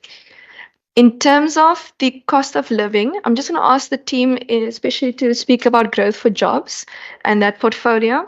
And just to correct a thing, we are not currently at 0.7. National's currently at 0.7%. We are currently projected for 1.2. So I just wanted to fix we are currently projected at 1.2% for the 2025 year, and we're currently projected for 1.6 for the 2026 year. And again, these are projections, and it's based on projections. They change, but based on where we are now, this is the current projection of where we will end up. Just in terms of the management and the increase of the wage bill, I'll also ask the team when they speak about COE just to deal with this. So what you'll see is the increases we got from national regarding the wage bill we put into the main budget earlier this year. So you're not going to see new increases on the percentage inflation now necessarily, but we might have to see whether there's been any changes for the next main budget, for example, or if, for example, National Treasury concludes that new wage agreement, then we have to go back to the MTEF to see, are there any changes? Is it remaining stable? And what are those potential changes? Then we have to come back to this house to say, this is how the MTEF for the province is changing or not changing. Yeah, for the detail, Chair, I'm just going to hand over to HOD and the team just to go into those. Thank you. Thank you, Minister. So I'm going to start off because I think the questions asked it's important that we put it within a particular context. So when we start talking about the risk and the risks as it relates to what we have identified coming out of the national MTBPS, link that to what is our budget principles, link that to what the values are that we've said, and what our goals and aim was in terms of putting the adjustment budget together. So when we start talking about prudent decision making and we start saying fiscal discipline, then it's within that context. Although one might not necessarily see a direct response to the actual risk listed on the slide, it informs the decisions that we are making around the adjustment budget. Does Member Stoffel with us? Okay. So for instance, when we say prudent, because the other thing that we also guard against is we don't want departments to transfer money in the end just so that they can show that they come within the 2% spending norm that National Treasury has set in relation to the total expenditure at the end of the financial year. So, and I'm going to get to the realignment and the decisions around realignment, but I think Annalise is going to just expand on that. So the context there is make the prudent decision around what's happening within your budget now, in order, because we're also saying this adjustment budget then sets the basis for the 2026 MTF. So if we look at the Q2 data that we presented, we are not yet at the 50% mark in aggregate. So what does it, if you're sitting and you're looking at that, the chances that departments would actually be able to spend the full amount is going to be really, they might, but we also from a provincial treasury point of view, advocate the notion that that departments need to avoid UIF and W, unauthorized, all that the ugly words. But we also don't want departments to have to do anything that would ensure that they spend the money without necessarily having the plans in place to accelerate, because right now, because of the delays, they will need to accelerate expenditure to make up for to get within that spending norm. And I think previously when we came to the House, I did indicate that we cannot underestimate the impact, the delays that we've seen at a national level, how that impacts then our ability. It's not an excuse, but we cannot underestimate the impact that will have, especially on the compensation part, where we were implementing the DPSA circular, which required quite a number of governance steps that we needed to put in place in order to make an appointment. And so that brought some delays in the system. There are other reasons as well, but in the main, that is the delay that came into the system and that prevented departments to quickly make those appointments. But I then want to also link it to the question around how then do we accelerate potentially in terms of public entities. And I want to just go back because we need to keep in mind what the founding legislation is for these entities. Some is in terms of the public service regulation, and therefore that circular then also applied the decisions that they made in terms of their appointment process. So there's entities that is outside of that, and which then allows a little bit perhaps more freedom, although the circular indicated the applicability of the steps that the DPSA has put in place to manage that particular aspect of the work. So then just in terms of the realignment, not the realignment, the cost of living. The budget, the priorities in terms of the PSP does speak to growth for jobs. And in there's two particular areas that speaks to that in terms of PFA 6.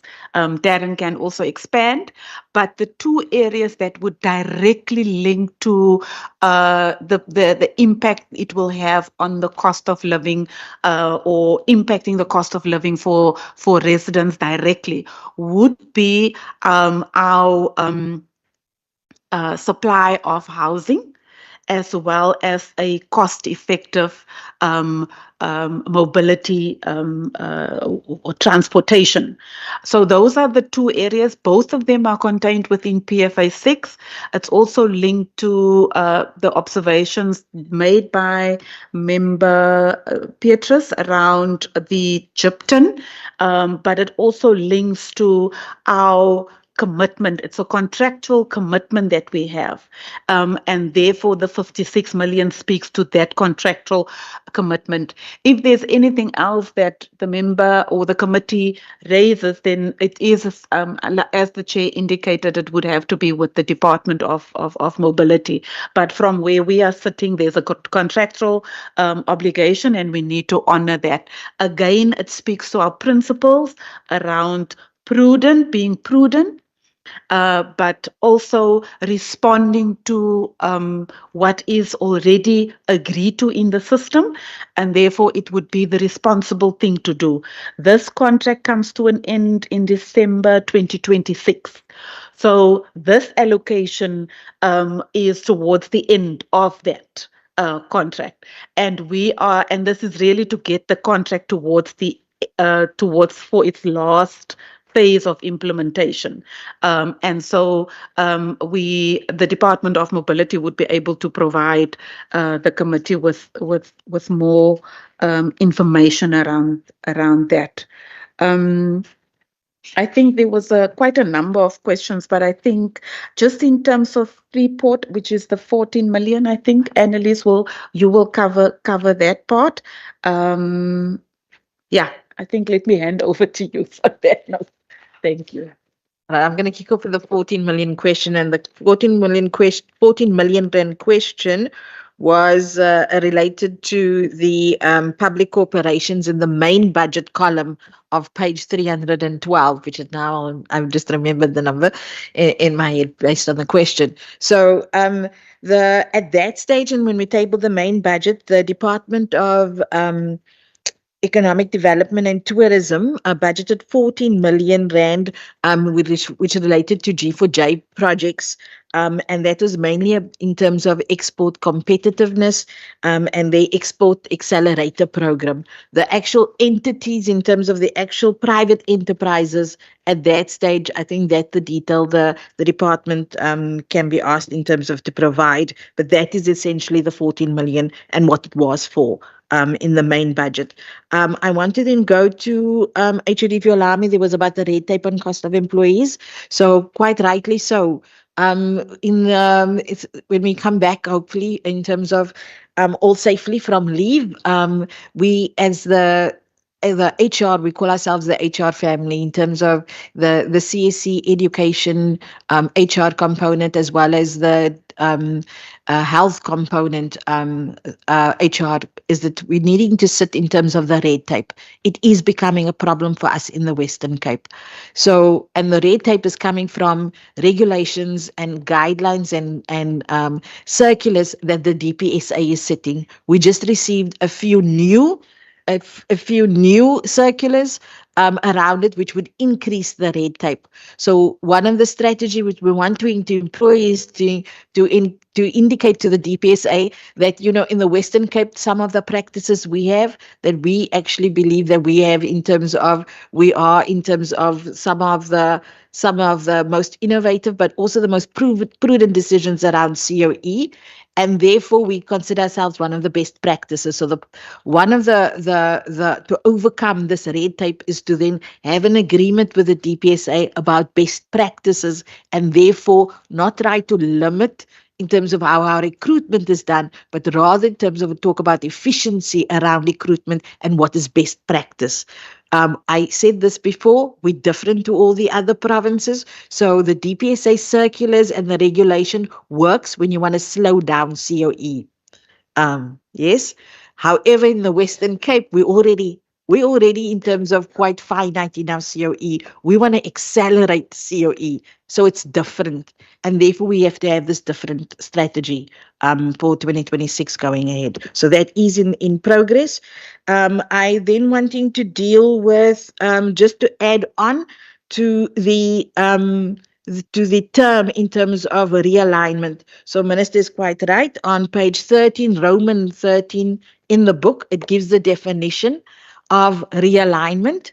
And the realignment is not done for the last 2 or 3 years. Realignment started, as the definition says, when fiscal consolidation started at the national level. So when fiscal consolidation, when our budget started being cut at the national level, the National Treasury agreed that there needed to be a system for provinces to also cut and realign their in-year budgets. So that's when it started, it was introduced. This goes back already to at least in 2020 already, because that's one of the fiscal consolidation in terms of that. So that's where the realignment started. And when it was introduced in terms of a concept, in terms of the adjustments budget. So I just wanted to share that. Is there anything else? I think the realignment after that, HOD, you have covered in terms of where we needed to go. I think that's it. Thank you. Thank you very much for those responses. I'm just trying to sense out of members if there are more questions and whether we should perhaps take a bit of a break right now. I'm seeing nodding, and I'm not sure if the nodding is in favor of the break or whether the nodding is in favor of the questions. I wondered, are there some more questions that we need? Because I think we could perhaps take a break of 15 or 20 minutes. Can I just see hands of those who want to ask questions? Yeah. You can go ahead. Hmm? Are they short questions or long questions? Chairperson, on behalf of the members, I would like to propose that with a few minutes left, if there are no questions, then we wrap up instead of a break. Okay. Okay, if you guys are strong on that, then let us do that. But that means that the sentences can only be 10 words long then. Okay, who's going first? I'm seconding him. Thank you, Chair. Okay. Counter proposal, Chair. Can I make a counter proposal? I don't have the support for it. Okay. Who wants questions? Let me just see hands for questions. Have we got no more questions? Going. Chairperson, I must say that the department was very generous in their responses. They even answered questions that we did not delve into. Thank you. In the sense that we've exhausted questions. That's very good. Thanks very much to Minister, to HOD, and to the team for all of your answers and all of your explanations that you have given. I am sensing that I'm not sure if you got the MTBPS open at page 89 there. Yes.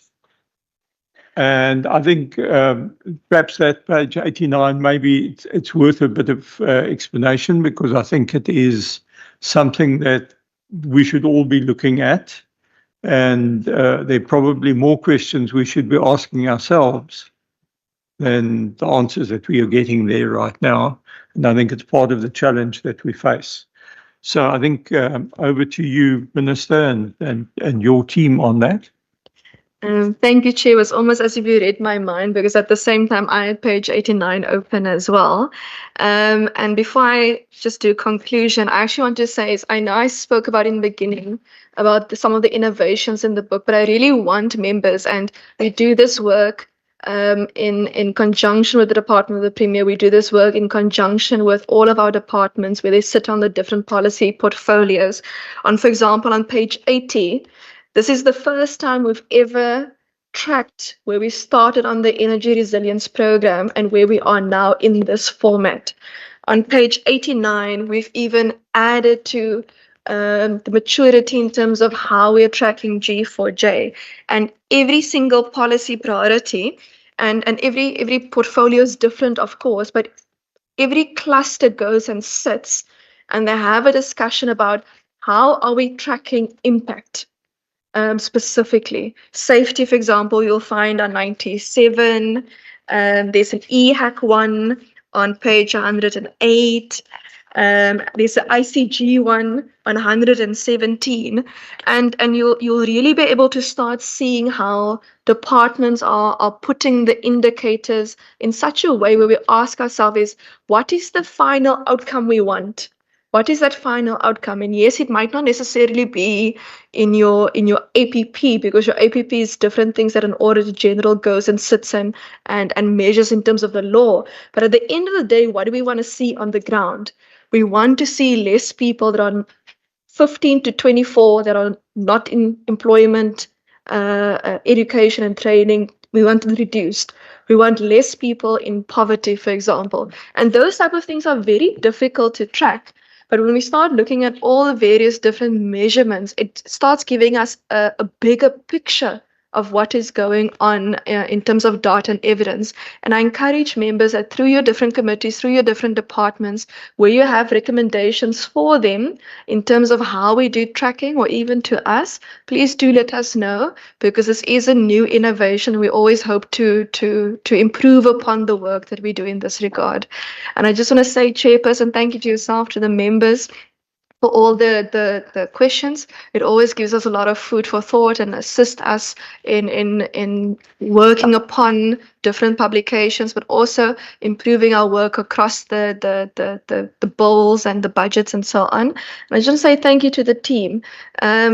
Maybe I said it too fast earlier, but we took a 1-month process, more or less, and we turned it into 2 weeks. So everything that you see had to happen faster. Every little thing, whether it is going to your budget policy committee, whether it's going to cabinet, whether it's going to printers, whether it's having 3 meetings or 4 meetings or 2 meetings with discussions, it is how long you can engage with departments. And we really put departments under a lot of pressure. And we also acknowledge that, and we really thank our departments because they're not only our partners in terms of when we're the treasury, but they're also sometimes our clients when it comes to finance matters. So we really appreciate the teamwork that we had across government, and I hope that going forward over the weekend that my team will be able to get a minimum of 8 hours sleep. But thank you so much, Chairperson.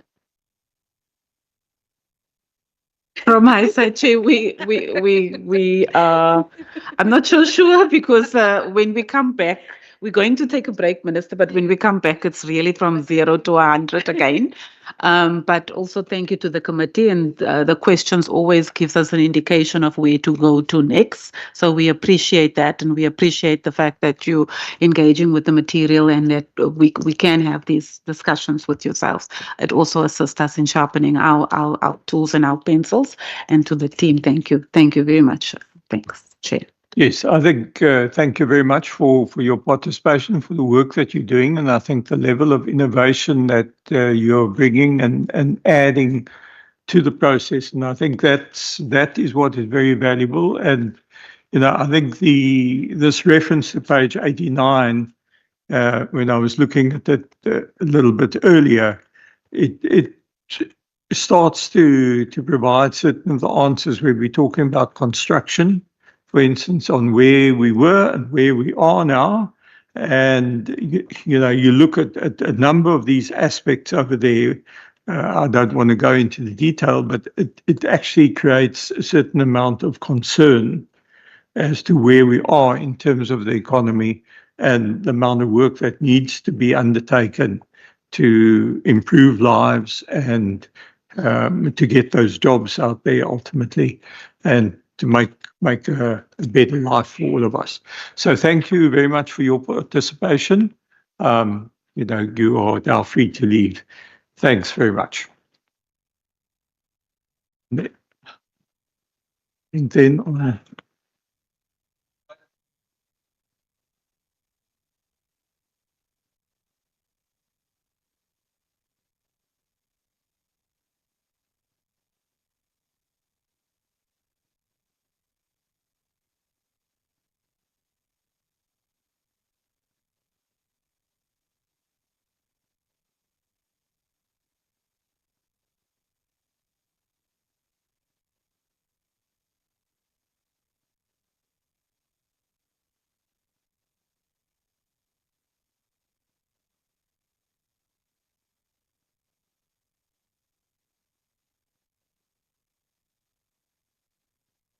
okay, members, I think in the pursuit of trying to wrap up, will our boisterous members just become unboisterous?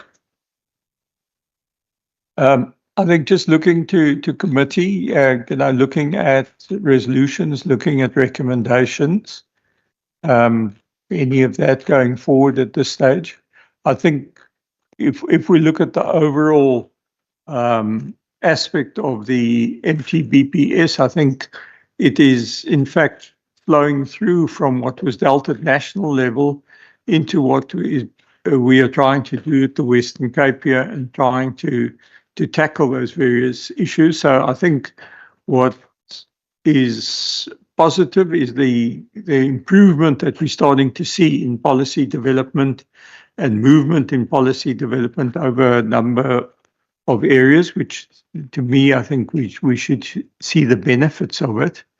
And then if we look at the adjustments appropriation, I think if we take the picture from national, it was very apparent that there was very little room for maneuvering. In fact, there was a small, almost a 1% improvement, I think, in revenue growth.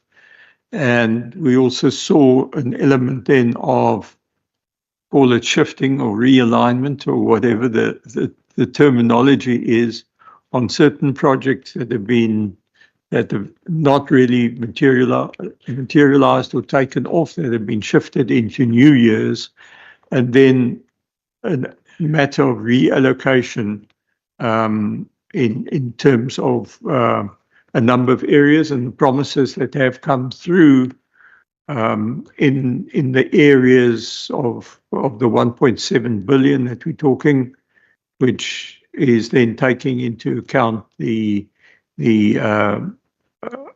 funding that's flowing towards education, towards health, and some of those other areas. So I'm not sure how members feel, if there are any issues that we need to tackle, and how we sum up the day today. Member Nkondlo?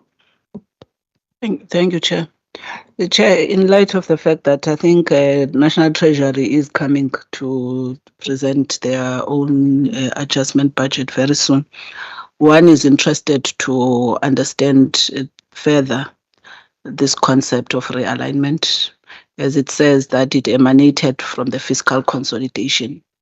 And obviously there are different perspectives and schools of thought around how that approach of managing public finances has actually enabled the growth of the South African economy. So I would want to bring this conversation back with them, because indeed in the standard budgeting there is variance and So this was introduced as part of fiscal consolidation, as it was said. So one is interested whether this is going to be a standard way of budgeting going forward, because what it means a department no longer uses this method to no longer surrender funding back to either the provincial revenue fund or to the national budget for it to be in the forte of treasuries to then decide on how those monies. So this has got a material impact on how public finances are run. So we can't just allow, some arrangement because during the fiscal consolidation it was like this. So I would like for this to be raised with the National Treasury. Secondly, Chair, and unfortunately, because of nature, I had to go outside. I was very much interested into how the notion of cost of living, which emanates from the MTBPS, the national budget and the medium-term development plan, because one is interested, given the challenge of inflation, also here in the province. So one is interested to understand how is our treasury able to assist, in line of the fact that the minister said they could not utilize the MERO, it's going to only come in February, they utilize the SEGs or whatever from the municipalities. What is it that we are learning with the standard of living of the ordinary citizens? Because that conversation cannot just be answered, with a technicality about a budget that is late. So those are the two issues that I thought I wanted to raise there. Yes, thank you. Thank you very much. Certainly our session tomorrow will be broken up, one into the presentation from NCOP angle, as well as from National Treasury. And, certainly I think that aspect of realignment can be raised with them, because at the national level, I think we are seeing a similar trend in terms of realignment for instance, they are making money available now for next year's local government election. That is part of what they will be presenting to us tomorrow. So I think it is a area that we need to follow through and pursue as we move along. So I think we will then be having those. It's broken up into two sessions because of on how tight our program is tomorrow. So I think, fortunately, or sometimes one's not sure if it's fortunate to be working online, but so we've got those two meetings that we need to deal with tomorrow.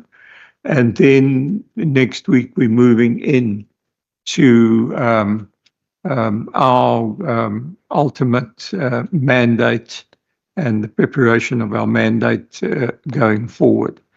I think what we've also had now a few weeks back, I don't know if it's a few weeks or not that long ago, we had the BER presentation where they've also, I think, provided some thoughts potentially for us in terms of budgets going forward. And what has also been circulated, which we didn't have available at the last meeting, is the work that has been undertaken by the WCPP research unit on where they've looked at the budgets of the various departments. And there is probably some element of guidance that's going to come out of that, possibly in recommendations that we can make in terms of next year's, particularly in terms of the 26 budget. I'm not sure. We all sort of in agreement on where we are. Be comfortable. Okay, so I think then we can certainly adjourn our meeting. Thank you very much for this afternoon's process, and I'm certainly glad that we've been able to conclude then here at about 2:15 today. Thank you very much.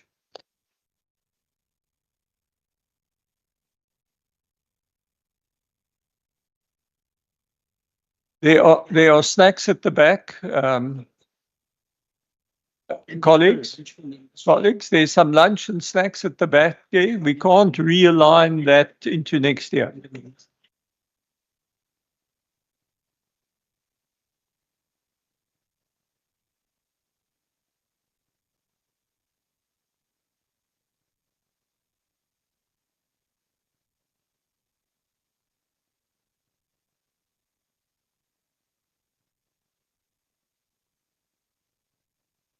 Mm.